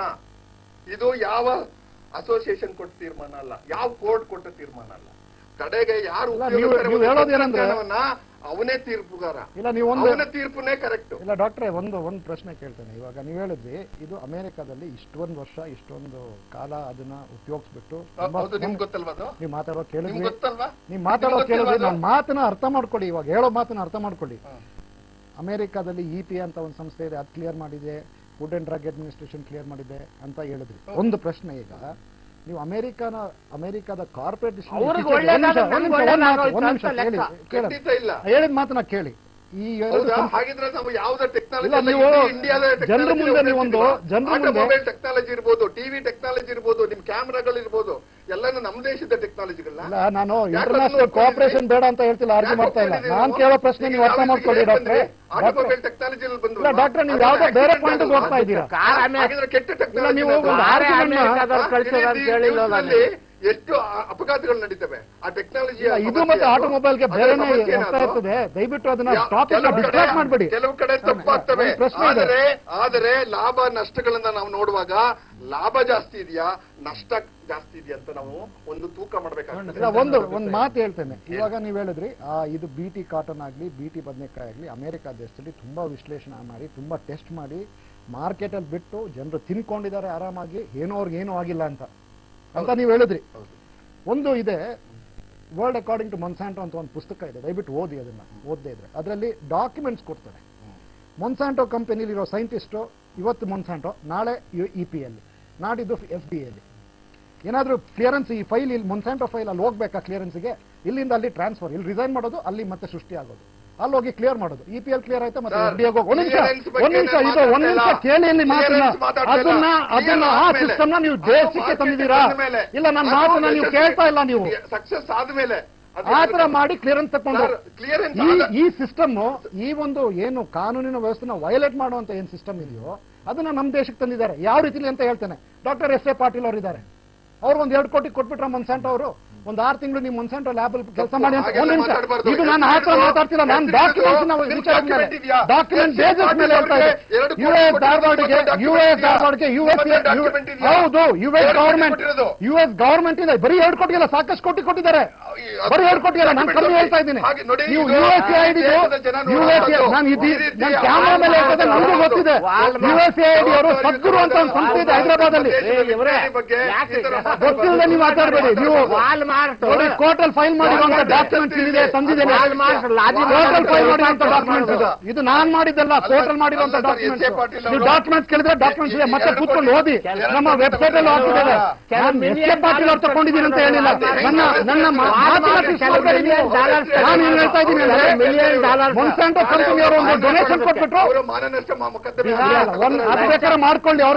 ಅವ್ರಿಗೆ ನಾನು ಏನಾದ್ರು ಹೇಳಿ ತಪ್ಪು ಅನ್ಸಿದ್ರೆ ಮಾಡ್ಕೊಳ್ಳಿ. ಅದ್ರ ನನಗೆ ಭಯ ಇಲ್ಲ. ಭಯ ಇದ್ರೆ ನಾನು ದೇಶದ ದೃಷ್ಟಿಯಿಂದ ಕೇಳ್ತಾ ಇದ್ದೀನಿ. ಇದು ರೈತರು ನಾವು ಹಿತಾಸಕ್ತಿಯಿಂದ ಕೇಳ್ತಾ ಇದ್ದೀನಿ. ನಾನು ಯಾವುದೇ ಒಂದು ಪ್ರೈವೇಟ್ ಪ್ರಾಫಿಟ್ಗೋಸ್ಕರ ಮಾಡ್ತಾ ಇಲ್ಲ. ಇದು ದಯವಿಟ್ಟು ನೀವು ಮಾತನ್ನ ವಾಪಸ್ ತಗೊಳ್ಳಿ. ನೀವು ಇದಾರ್ಯಾಕೆ ನಾನು ಯಾವುದೇ ಮಾತಾಡ್ಬೇಕು? ಕ್ರಿಮಿನಲ್ ಡೆಫಾಮೇಷನ್ ಮಾಡ್ಲಿಕ್ಕೆ ಹಾ, ಬಂದಿಲ್ಲ. ನಾನು ಕೇಳಿದ ಪ್ರಶ್ನೆ ಉತ್ತರ ಕೊಡಿ ನೀವು. ಎಸ್.ಎ. ಪಾಟೀಲ್ ಎಸ್.ಎ. ಪಾಟೀಲ್ ಅವರು ಸೈನ್ ಹಾಕಿದ್ರು ಹೇಗೆ? 6 ತಳಿಗಳನ್ನ ಹೇಗೆ ಮನ್ಸಂಟ ಅವ್ರು ಕೊಟ್ಟು ಯಾತಕ್ಕೋಸ್ಕರ ಕೊಟ್ರು? ಎಸ್.ಎ. ಪಾಟೀಲ್ ಅಲ್ಲ, ನಾನು ಹೇಳಿ ತಪ್ಪಾದ್ರೆ ಇವಾಗ ನ್ಯಾಷನಲ್ ಬಯೋಡೈವರ್ಸಿಟಿ ತಪ್ಪಾಯ್ತಾ ಇಲ್ಲ ಬಯೋಡೈವರ್ಸಿಟಿ ಬೋರ್ಡ್ ತಪ್ಪಾಯ್ತಾ? ನೀವು ಮತ್ತೆ ಟ್ರಾನ್ಸ್ಫರ್ ಯಾಕೆ ಮಾಡ್ತೀವಿ ಆಫೀಸರ್ಸ್ ನ? ಕ್ರಿಮಿನಲ್ ಇನ್ವೆಸ್ಟಿಗೇಷನ್ ಮಾಡ್ತೀವಿ. ಏಜೆಂಟ್ಸ್ ಇರ್ತಾರೆ ನಮಗ್ ಗೊತ್ತು. ಈ ತರ ಡಿಪೆಂಡ್ ಮಾಡ್ಕೊಂಡು ಹೋಗ್ಬೇಡಿ ನೀವು. ಏಜೆಂಟ್ಸ್ ಇರ್ತಾರೆ ಗೊತ್ತು. ಆದ್ರೆ ಕಳ್ತನ ಮಾಡೋದು ಮಾಡ್ಬಿಡ್ತೀರಾ. ವಾಲ್ಮಾರ್ಟ್ನವ್ರು ಲಾಬಿ ಮಾಡೋದಕ್ಕೆ ಕೆಲವು ಮಿಲಿಯನ್ಸ್ ಇಲ್ಲಿ ಖರ್ಚು ಮಾಡಿದ್ರು. ಬಿಹಾರಕ್ಕೆ ಹೋದ್ರು, ಕೇರಳಕ್ಕೆ ಹೋದ್ರು. ಕೇರಳ ಬಡ ರಾಜ್ಯ, ನೀನು ಬರಬೇಡ ಇಲ್ಲಿಗೆ ಅಂದ್ರು. ಇವರಿಗೆ ಆಮೇಲೆ ವಾಲ್ಮಾರ್ಟ್ ಕಂಪನಿ ಅಫಿಷಿಯಲ್ ಆಗಿ ನಾವು ಇಂಡಿಯಾ ದೇಶದಲ್ಲಿ ದುಡ್ಡು ಕೊಟ್ಟು ಲಾಬಿ ಮಾಡೋ ಕೆಲಸ ನಿಲ್ಲಿಸಬೇಕು. ಇವಾಗ ಭಾರತೀಯ ಕಂಪನಿ ಇವರೆಲ್ಲ ಮಾಡಲ್ಲ, ನಾವೇ ಸುಳ್ಳಾಗ್ಬಿಟ್ಟು ಭಾರತೀಯ ಕಂಪನಿ ಹೇಳ್ತಾ ಇದೆ ಇವಾಗ ಅದು ಫೆಸಿಲಿಟಿ ಸರಿ ಇಲ್ಲ ಅಂತ. ಇದು ಕಮ್ಯುನಿಸ್ಟ್ ಬಿಟ್ಟಾಕಿ. ಕಮ್ಯುನಿಸ್ಟ್ ಅಲ್ಲ, ಕಮ್ಯುನಿಸ್ಟ್ ಬಿಹಾರ ಅಲ್ಲ, ಕ್ಯಾಪಿಟಲಿಸ್ಟ್ ಕಮ್ಯುನಿಸ್ಟ್ ಇಶ್ಯೂ ಅಲ್ಲ ಸ್ವಾಮಿ. ಇದು ಜೀವ ವೈವಿಧ್ಯತೆಯ ಇಶ್ಯೂ. ಜೀವ ವೈವಿಧ್ಯತೆ is the foundation of life. Capitalism ಬಂದೋಗುತ್ತೆ, ಕಮ್ಯುನಿಸಂ ಬಂದೋಗುತ್ತೆ, ಜೀವ ವೈವಿಧ್ಯತೆಯ ಪ್ರಶ್ನೆ. ನೀವು ಡಾಕ್ಟರ್ ಆಗಿ ನೀವು ಮುಂದೆ ಹೇಳಿ ಜನರ ಮುಂದೆ ನಿಮ್ಮ ಹತ್ರ ಯಾವ ಡಾಕ್ಯುಮೆಂಟ್ ಇದೆ? ಒಂದು ನಿಮಿಷ ನಾನು ಪ್ರಶ್ನೆ ಕೇಳ್ತೇನೆ ಸ್ಪಷ್ಟವಾಗಿ. ಜಯರಾಮ್ ರಮೇಶ್ ಅವರು ಹುಡುಕಿದ್ರು, ದೇಶ ಇಡೀ ಹುಡುಕರು, ನಂಗೆ ಒಂದು ಡಾಕ್ಯುಮೆಂಟ್ ಕೊಡಿ ನೀವು ವಿಶ್ಲೇಷಣೆ ಮಾಡಿರೋದು ಹೆಲ್ತ್ ಮೇಲೆ ಪರಿಣಾಮ ಇಲ್ಲ ಅಂತ ಕೊಡಿ ಅಂತ. ಯಾರು ಕೊಟ್ಟಿಲ್ಲ, ಎಲ್ಲ ಕೊಟ್ಟರು, ಅದರಲ್ಲೆಲ್ಲ ಗಾರ್ಬೇಜ್. ಆಯ್ತಾ? ಮತ್ತೆ ಇನ್ನೊಂದು 6 ಅಕಾಡೆಮೀಸ್ ಇವೆ, 6 ಸೈನ್ಸ್ ಅಕಾಡೆಮೀಸ್. ಒಂದೊಂದು ವೈಸ್ ಚಾನ್ಸಲರ್ ಡೈರೆಕ್ಟರ್ಗೆ ಒಂದ್ ನಿಮಿಷ ಮಾತನ್ನ ಕೇಳಿ ದಯವಿಟ್ಟು. ಬರೆದ್ಬಿಟ್ಟು ನಂಗೆ ಡಾಕ್ಯುಮೆಂಟೇಶನ್ ಕೊಡಿ ಅಂತ. ಅವ್ರು ಏನ್ ಮಾಡಿದ್ರು? ಕಾಪಿ ಪೇಸ್ಟ್ ಮಾಡಿದ್ರು. ಕಾಪಿ ಪೇಸ್ಟ್ ನಮ್ಮ scientist, professors, vice chancellors copy paste ಮಾಡಿದ್ರು. ಅದನ್ನ ಕಸದ ಬುಟ್ಟಿಗೆ ಹಾಕಿದ್ರು. ಅವ್ರ ಮೇಲೆ ಕ್ರಿಮಿನಲ್ ಕಂಪ್ಲೇಂಟ್ ಹಾಕ್ಬೇಕಾಗಿತ್ತು. ಅವಾಗ ಸುಳ್ಳು ಹೇಳೋದು ಯಾಕೆ? ಪಾರ್ಲಿಮೆಂಟ್ ಸುಳ್ಳು ಹೇಳಿದ್ರು ಅವರು. ಅಂತ ವೈಸ್ ಚಾನ್ಸಲರ್ ನಮ್ ಬೇಕಾ? ಸುಳ್ಳು ಹೇಳ್ಕೊಡೋ ಅಂತ ವೈಸ್ ಚಾನ್ಸಲರ್ಗಳು ಅಂತ ದೇಶ ನಾವು ಕಾಪಾಡ್ತೀರೇನ್ರಿ? ನೀವು ಅರ್ಥ ಮಾಡ್ಕೊಳ್ಳಿ. ಇದು ನಮ್ಮ ಮಿನಿಸ್ಟರ್ ಒಂದು ಸೀಕ್ರೆಸಿ ಓಟ್ ತಗೊಂಡಿರ್ತಾರೆ. ಅವ್ರು ಕೇಳುವಾಗ ಅದಕ್ಕೆ ಮರ್ಯಾದೆ ಕೊಟ್ಬಿಟ್ಟು ಸತ್ಯನ ಇಡಬೇಕಾಗಿತ್ತು. ಸುಳ್ಳು ಹೇಳೋದು ನಮ್ಮ ಸೈಂಟಿಸ್ಟ್ ಇಂಡಿಯನ್ ಸೈನ್ಸ್ ಇಂದ ಸುಳ್ಳು ಹೇಳ್ತಾರೇನ್ರಿ? ವಾಯ್ಸ್ ಅಲ್ಲ ಅದು, ಅದು ಒಬ್ಬ ವ್ಯಕ್ತಿಯ ಒಂದು. Please understand my concern. ಖಂಡಿತ ಇದೆ. Concern is not because of Monsanto. My concern is for the farmer. Yes, my concern is more. And I am not lying. I am saying it on record. You have not shown a single document. I am showing documents here. ನಾನು ದಯವಿಟ್ಟು ಕೇಳಿ, ನಾವು ಸುಮ್ಮನೆ ಹೋಗಲ್ಲ ಕೋರ್ಟ್ಗೆ. ಎಲ್ಲ ವಿಶ್ಲೇಷಣೆ 3-4 ವರ್ಷ ನಮ್ಮ ಜೀವ ಕೊಟ್ಟು ಹೋಗ್ತೇವೆ. ಒಂದು ನಿಮಿಷ ಕೋರ್ಟ್ ನಮ್ಮ ಮಾತನ್ನ ಮುಂದೆ ಇಟ್ಟಿದೆ. They have found merit in our argument. Where is the merit in your argument? ಆರೋಗ್ಯ ಅವರು ಫೋನ್ ಮಾಡಿದಾಗ ನನ್ ಗಂಟೆ ಎಷ್ಟು. ಈ ಪೇಪರ್ ಬೆಂಗಳೂರ್ದು, ನಾನ್ ಮೈಸೂರ್ನ. ಪೇಪರ್ ಬಿಟ್ಟಾಕಿ ನಾನು ಡಾಕ್ಯುಮೆಂಟ್ಸ್ ಕೇಳ್ತಾ ಇದ್ದೇನೆ. ಡಾಕ್ಯುಮೆಂಟ್ ಎಲ್ಲಿಂದ ತರಲಿ? ನನಗೆ ಮೈಸೂರಲ್ಲ, ಮಂಗಳೂರಿಂದ ಡಾಕ್ಯುಮೆಂಟ್ ತರ್ತೀನಿ. ಇನ್ನೊಂದ್ಸರಿ ನೀವು ನನ್ನ ಒಂದು ವಾರ ಬಿಟ್ಕೊಂಡು ಕರ್ಕೊಂಬನ್ನಿ, ನಿಮ್ಗೆ ಯಾವ್ಯಾವ ಡಾಕ್ಯುಮೆಂಟ್ ಎಲ್ಲ ತರ್ತೀನಿ. ಎಕ್ಸ್ಪೆರಿಮೆಂಟ್ ಮಾಡೋರಿಗೆ 2 ಎಕರೆ ಜಮೀನು ಕಟ್ಟೋದು ಅಮೆರಿಕಕ್ಕೆ ಕಳ್ಸಿದ್ರು. ನೀವೇನ್ ಮಾಡ್ತೀರಿ? ಬ್ಯಾಸಿಲಸ್ ತುರಿಂಜಿಯೆನ್ಸಿಸ್ ನಾವು ನೇರವಾಗಿ ತಿಂದ್ರುವೆ ಅದು ಹಾರ್ಮ್ಫುಲ್ ಹೌದಾ ಅಲ್ವಾ ಹೇಳ್ಬೇಕು ನೀವು. ನೇರವಾಗಿ ತಿಂದ್ರೆ ನಮ್ಮ ಹೊಟ್ಟೆಯಲ್ಲಿ ಸಾಕಷ್ಟು ಬ್ಯಾಕ್ಟೀರಿಯಾ, ಮಿಲಿಯನ್ಸ್ ಆಫ್ ಬ್ಯಾಕ್ಟೀರಿಯಾ ಇವೆ. ನಾನು ನೀವು ಅಷ್ಟು ಬ್ಯಾಕ್ಟೀರಿಯಾ ಕೊಟ್ರೆ ಸ್ಪ್ರೇ ಮಾಡಿ ನನ್ಗೆ ಅದ್ರಲ್ಲಿ ಬೈಂಗನ್ ಬರ್ತಾ ಮಾಡ್ಕೊಡಿ, ನಾನ್ ನಿಮ್ ಮುಂದೆ ತಿಂದು ಕೇಳಿ. ಅಲ್ಲೇ ನಾಳೆ ಎತ್ತಿಗೆ ಮನುಷ್ಯರಿಗೆ ಬದನೆ ಕೊಡಲ್ಲ. ನಿಮ್ ಬರೀ ಆ ಬ್ಯಾಕ್ಟೀರಿಯಾ ಕೊಡ್ತೇನೆ, ತಿನ್ಲಿಕ್ಕೆ ಯಾಕಾಗಲ್ಲ? ನಾನ್ ಕೇಳ್ತಾ ಇರೋ ಅದರಿಂದ ಒಂದು ತಳಿ, ಆ ತಳಿಯಲ್ಲಿ ಆ ಬ್ಯಾಸಿಲಸ್ ಒಂದು ಸ್ಟ್ರ್ಯಾಂಡ್ ಆಫ್ ಅ ಜೀನ್. ಹೌದು, ಅದ್ರ ಒಂದು ಸ್ಟ್ರ್ಯಾಂಡ್ ತಗೊಂಡ್ಬಿಟ್ಟು ಹೇಗೆ ನೀವು ಬದನೆಕಾಯಿ ಹಾಕ್ತೀರಾ? ಫುಲ್ ಬ್ಯಾಕ್ಟೀರಿಯಾ ಏನೂ ಅಲ್ಲ.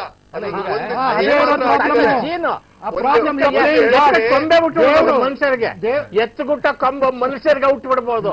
ಅವಾಗ ಏನ್ ಮಾತಾಡ್ತೀರಿ? Don't talk all this. America ನಿಮ್ಮ ಪ್ರಬುದ್ಧತೆಯನ್ನ ನೀವು ತೋರಿಸಬೇಕು. ಈ ರೀತಿ ಡಾಕ್ಟರ್ ವಸಂತ್ ಕುಮಾರ್ ವಿತಂಡವಾದ ಮಾಡಬಾರ್ದು. ಬ್ಯಾಕ್ಟೀರಿಯಾ ಇರ್ತವೆ. ಈಗ ಒಂದು ಪ್ರಶ್ನೆ ಬಂದಿದೆ. ಈಗ ನಮ್ಮ ದೇಶದಲ್ಲಿ ಹಸಿರು ಕ್ರಾಂತಿ 1, 2 ಮತ್ತೆ ಅದೇ ರೀತಿಯಲ್ಲಿ ಇವತ್ತು ಈ ಆಧುನಿಕ ಬೇಸಾಯ ಪದ್ಧತಿ ಅಂತೇಳಿ ಇದೆಲ್ಲ ಆಕರ್ಷಣೆಗಳು ಸಾಕಷ್ಟು ಆಯ್ತು. ಈ ರಸಗೊಬ್ಬರಗಳನ್ನ ಉಪಯೋಗಿಸುವಂಥದ್ದು, ಕ್ರಿಮಿನಾಶಕಗಳನ್ನ ಉಪಯೋಗಿಸುವಂಥದ್ದು, ಇದು ಪರಿಸ್ಥಿತಿ ಈಗ ವಿಪರೀತಕ್ಕೆ ಹೋಗಿ ಇವಾಗೇನು ನಾವು ಒಂದು ಸ್ವಾವಲಂಬನೆ ಸಾಧಿಸೋದಕ್ಕೆ ಇದು ಒಂದು ಸುಲಭವಾದ ದಾರಿ ಅಂತೇಳಿ ಅಂದ್ಕೊಂಡಿದ್ವು, ಈಗ ಅದು ಒಂದು ರೀತಿ ಅಪಾಯಕಾರಿಯಾದಂಥ ಒಂದು ಮಾರ್ಗ ಅಂತ ಹೇಳುವಂಥ ಒಂದು ಪರಿಸ್ಥಿತಿಗೆ ನಾವು ಬಂದು ತಲುಪಿದ್ದೀವಿ. ಸೊ ಈಗ ಇದ್ರದ್ದು ಈಗ ಅದಕ್ಕೋಸ್ಕರವಾಗಿ ಈ ದೇಶದಲ್ಲಿ ಈಗ ನೈಸರ್ಗಿಕ ಕೃಷಿ, ಸಾವಯವ ಕೃಷಿ ಇತ್ಯಾದಿ ಇವತ್ತು ಚರ್ಚೆಗಳು ಹೆಚ್ಚಾಗ್ತಾ ಇದೆ. ಯಾಕೆಂತಂದ್ರೆ ಇದು ಈ ಆಹಾರ ಪದಾರ್ಥಗಳು ನಾವೇನು ಬೆಳಿತೀವಿ ಅದರಲ್ಲಿ ಇದನ್ನೆಲ್ಲ ಈ ರಾಸಾಯನಿಕಗಳನ್ನ ಹೆಚ್ಚಿಗೆ ಬಳಸಿದಷ್ಟು ಅದು ಆರೋಗ್ಯದ ಮೇಲೆ ಮನುಷ್ಯನ ಒಂದು ಆಯುಷ್ಯದ ಮೇಲೆ ಇವತ್ತು ದುಷ್ಪರಿಣಾಮ ಬೀರ್ತಾ ಇದೆ ಅಂತ ಹೇಳುವಂಥದ್ದು ಇವತ್ತು ಎಲ್ರಿಗೂ ತಿಳಿದಿರುವಂತ ವಿಚಾರ. ಈಗ ನಮ್ಮ ಕೃಷಿ ವಿಶ್ವವಿದ್ಯಾಲಯಗಳು ನಮ್ಮ ದೇಶೀಯ ಕೃಷಿ ಪದ್ಧತಿಯನ್ನ ಬಲಪಡಿಸುವಂತ ದಿಕ್ಕಿನಲ್ಲಿ ಹೆಚ್ಚು ಸಂಶೋಧನೆ ಮಾಡುವಂತ ಪ್ರಯತ್ನಗಳನ್ನು ಮಾಡುವಂತ ಪ್ರಯೋಗಗಳನ್ನು ಮಾಡುವಂತ ಕೆಲಸಕ್ಕೆ ಬದಲಾಗಿ ಯಾತಕ್ಕೆ ನಾವು ಈ ವಿದೇಶಿ ಬಹುರಾಷ್ಟ್ರೀಯ ಕಂಪನಿಗಳ ಒಂದು ಹುನ್ನಾರಕ್ಕೆ ಬಲಿಯಾಗಬೇಕು? ಯಾತಕ್ಕೆ ಅದಕ್ಕೆ ನಾವು ಹೆಚ್ಚು ಆಸಕ್ತಿ ತೋರಿಸಬೇಕು? ವೆನ್ ದೇ ಕ್ಯಾಪ್ಚರ್ ಇಡೀ ದೇಶದ ಸೀಡ್ ಮಾರ್ಕೆಟ್ ಕ್ಯಾಪ್ಚರ್ ಮಾಡಿದ್ರೆ ರೂಪಾಯಿ ಎಷ್ಟಾಗ್ತವೆ? ನಿಮ್ಮನ್ನೇ ಕೇಳ್ತಾ ಇದ್ದೀನಿ. ಈಗ ಬೀಜ ಸಂರಕ್ಷಣೆ ವಿಚಾರದಲ್ಲೂ ಕೂಡ ಈಗ ನಾವು ನೋಡಿದಾಗೇನೆ ನಮ್ಮ ತಾತನ ಕಾಲದಿಂದ, ನಾನು ಕೂಡ ಒಂದು ರೈತರ ಕುಟುಂಬದಲ್ಲಿ ಹುಟ್ಟು ಬಂದವನು, ನಮ್ಮ ತಾತನ ಕಾಲದಿಂದ ನಮಗೆ ಬೇಕಾದ ಎಲ್ಲಾ ತಳಿ ಬೀಜಗಳನ್ನ ನಮ್ಮ ಹೊಲದಲ್ಲೇ ನಮ್ಮ ಗದ್ದೆಗಳಲ್ಲೇ ಅದನ್ನ ಒಂದು ಭಾಗದಲ್ಲಿ ಬೆಳೆದು ಅದನ್ನ ಕೂಡಿಟ್ಕೊಂತಾ ಇದ್ರು. ಈಗ ಪ್ರತಿಯೊಂದಕ್ಕೂ ಕೂಡ ಇವತ್ತು ಬಹುರಾಷ್ಟ್ರೀಯ ಕಂಪನಿಗಳ ಪ್ಯಾಕೆಟ್ ಬೀಜಗಳನ್ನ ತೆಗೆದುಕೊಂಡು ಬರುವಂತ ಪರಿಸ್ಥಿತಿ, ಮತ್ತೆ ಅದು ಬೆಳಿಬಹುದು, ನಾಶ ಆಗ್ಬಹುದು, ಹಾಳಾಗಬಹುದು. ಇವತ್ತು ಎಷ್ಟೋ ಜನ ಹತ್ತಿ ಬೆಳೆಗಾರರು ದೇಶದಲ್ಲಿ ಆತ್ಮಹತ್ಯೆ ಮಾಡ್ಕೊಳ್ಳುವಂತ ಪರಿಸ್ಥಿತಿ ಎಲ್ಲ ರಾಜ್ಯಗಳಲ್ಲಿ ನೋಡಿದೀವಿ. ಯಾಕೆ ಹಿಂಗಾಗ್ತಾ ಇದೆ ನೋಡಿ? 1960ರ ದಶಕದಲ್ಲಿ ನಮ್ಮ ಜನಸಂಖ್ಯೆ ಎಷ್ಟಿತ್ತು? ಈಗಿಂದ ಅರ್ಧಕ್ಕಿಂತ ಕಡಿಮೆ ಇತ್ತು. ಇದಕ್ಕಿಂತ ಜಾಸ್ತಿ ಜಮೀನಿತ್ತು. ಜಮೀನು ಬಹಳಷ್ಟು ಫಲವತ್ತತೆಯಿಂದ ಕೂಡಿತ್ತು, ಬೇಕಾದಷ್ಟು ಮಳೆ ಬರ್ತಿತ್ತು. ಆದ್ರೂ ಕೂಡ ಅಮೆರಿಕ ದೇಶಕ್ಕೆ ಹೋಗಿ ನಾವು ಭಿಕ್ಷಾ ಪಾತ್ರೆಯನ್ನೇ ಇಟ್ಕೊಂಡು ನಿಂತ್ಕೊಂಡು ಅವರು ದಾನ ನೀಡಿದಂತಹ ಹುಳುತೋಗಿರುವಂತಹ ಹುಳ ಬಿದ್ದಿರುವಂತಹ ಜೋಳ ಮತ್ತೆ ಗೋಧಿಯನ್ನ ನಾವು ತಿಂದು ಬದುಕದ.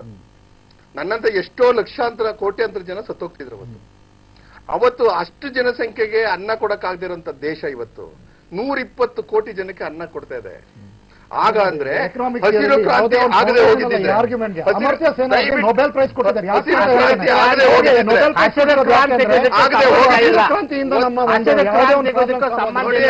ನಾನು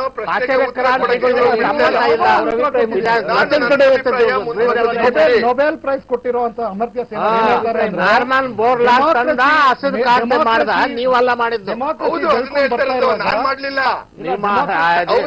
ಅಮೆರಿಕ ಈಗ 2 ಎಕರೆ ಜಮೀನ್ ಕೊಟ್ಟವ್ನ 2 ಎಕರೆ ಜಮೀನ್ ಕೊಟ್ಟವ್ನ ಬೀಟಿ ಹತ್ತಿ ಬೀಜ ಬೆಳೆದ್ ಜನಕ್ಕೆ ತೋರ್ಸಕ್ಕೆ 2 ಎಕರೆ ಜಮೀನ್ ಕೊಟ್ಟವ್ನ ಅಮೆರಿಕ ಕಳ್ಸಿದ್ರು.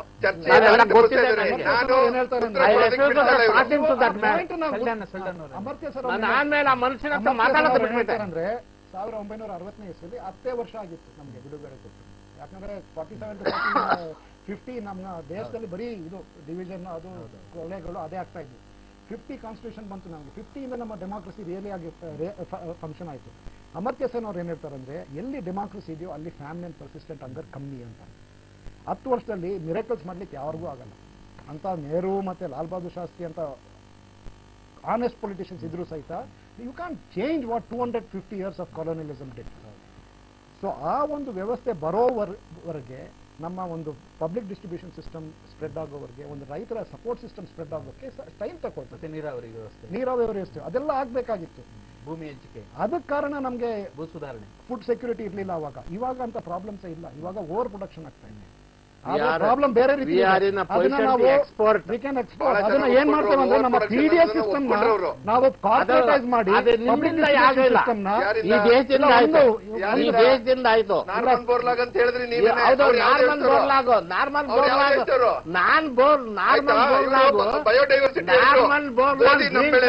ಮಾಡಲಿಲ್ಲ.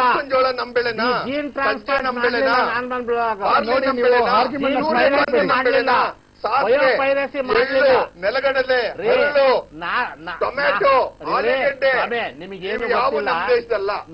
ಅಲ್ಲಿಂದ ನಾವು ತಂದಿದ್ದಕ್ಕೆ ಜಾಸ್ತಿ ಆಗಿದೆ. ಬರೀ ಇಲ್ಲ ಅಂದ್ರೆ ನೀವು ರಾಗಿ ತಿನ್ಕೊಂಡು ಹಾಗೆ ತಗೊಂಡಿದ್ದೀವಿ. ಒಂದ್ ನಿಮಿಷ, ನೀವು ಹೇಳಿದ್ರಲ್ಲ ಆಲೂಗಡ್ಡೆ ಬಂದು south America south America proprietary right ಯಾರ ಹತ್ರ ಇದೆ? Pepsi company. ಯಾಕೆ ಅಂತ ಕೇಳಿ. ಯಾವ್ದ್ರದ್ದು? ಆಲೂಗಡ್ಡೆ ಕೆಲವು ವೆರೈಟಿ ನೀವು ಪ್ರಶ್ನೆ ಇರೋದಲ್ಲ. ಈಗ ಏನಂದ್ರೆ ನಾವು ನಮ್ಮ ಒಂದು ಕಲ್ಚರ್ ಹೇಗಿತ್ತು ಅಂದ್ರೆ ಬೀಜನ ನಾವು ಫ್ರೀಯಾಗಿ ಇಡ್ತಾ ಇದ್ವಿ. ಏನ್ ವೆರೈಟಿ ನಾನು ಕೊಡ್ತಿದ್ದೆ. ಇವಾಗ ಈ ಕಂಪನಿಗಳು ಬಂದ್ಬಿಟ್ಟು ಏನ್ ಮಾಡಿದ್ದಾರೆ, ಗೋಡೆ ಕಟ್ತಾರೆ ಬೀಜದ ಮಧ್ಯ. ಆ ಒಂದು ನಮ್ಮ ಇದು ಸಂಸ್ಕೃತಿ ಏನಿದೆ ಅದನ್ನ ಕೆಡಿಸ್ತಾ ಇದ್ದಾರೆ. ಸದ್ಯಕ್ಕೆ ನೋಡಿ, ಮನುಷ್ಯರು ಅಮೆರಿಕದಿಂದ ಯುಗಾದಿ ಟೈಮಲ್ಲಿ ನಾವು ದಯವಿಟ್ಟು ಬೀಜಗಳನ್ನ ತಿಳ್ಕೊಳ್ಳಿ. exchange ಮಾಡ್ತೇವೆ. ಮನುಷ್ಯನಿಗೆ ಯಾಕೆ ಆಹಾರ ಬೇಕು ಮೊದಲು. ಇದನ್ನೆಲ್ಲ ನಾವು ಮರಿತೇವೆ. ನಮಗೆ ಈ ಒಂದು ನಮ್ದು ಮನಸ್ಸನ್ನು ಅಂತ ಹಾಕ್ಬಿಟ್ರೆ ಏನು ಬರುತ್ತೆ? ಸ್ವಾತಂತ್ರ್ಯ ಇದ್ರೂ ಏನೂ ಪ್ರಯೋಜನ ಇಲ್ಲ. ಈ ದೇಶದ ಗಡಿ ಭದ್ರತೆ ಎಷ್ಟು ಮುಖ್ಯವೋ ಆಹಾರ ಭದ್ರತೆ But ಅಷ್ಟೇ ಅಮರ್ತ್ಯ ಮುಖ್ಯ. ಸೇನ್ ಅವರು without freedom they cannot be ಅದ್ರ put ಜೊತೆಗೆ together. ರೈತನಿಗೆ ಅಂದ್ರೆ ಅವ್ರು ಹೇಳೋದು ಸುಳ್ಳು ಲಾಭದಾಯಕ ಆಯ್ತಾ? ಕೃಷಿ ಈ ದೇಶ ಬದುಕುತ್ತೆ. ಹಾ ಇಲ್ಲ ಅಂತಂದ್ರೆ ಇವೆಲ್ಲ ಸ್ವಲ್ಪ- ಎಪಿಥೆಟ್ಸೆ.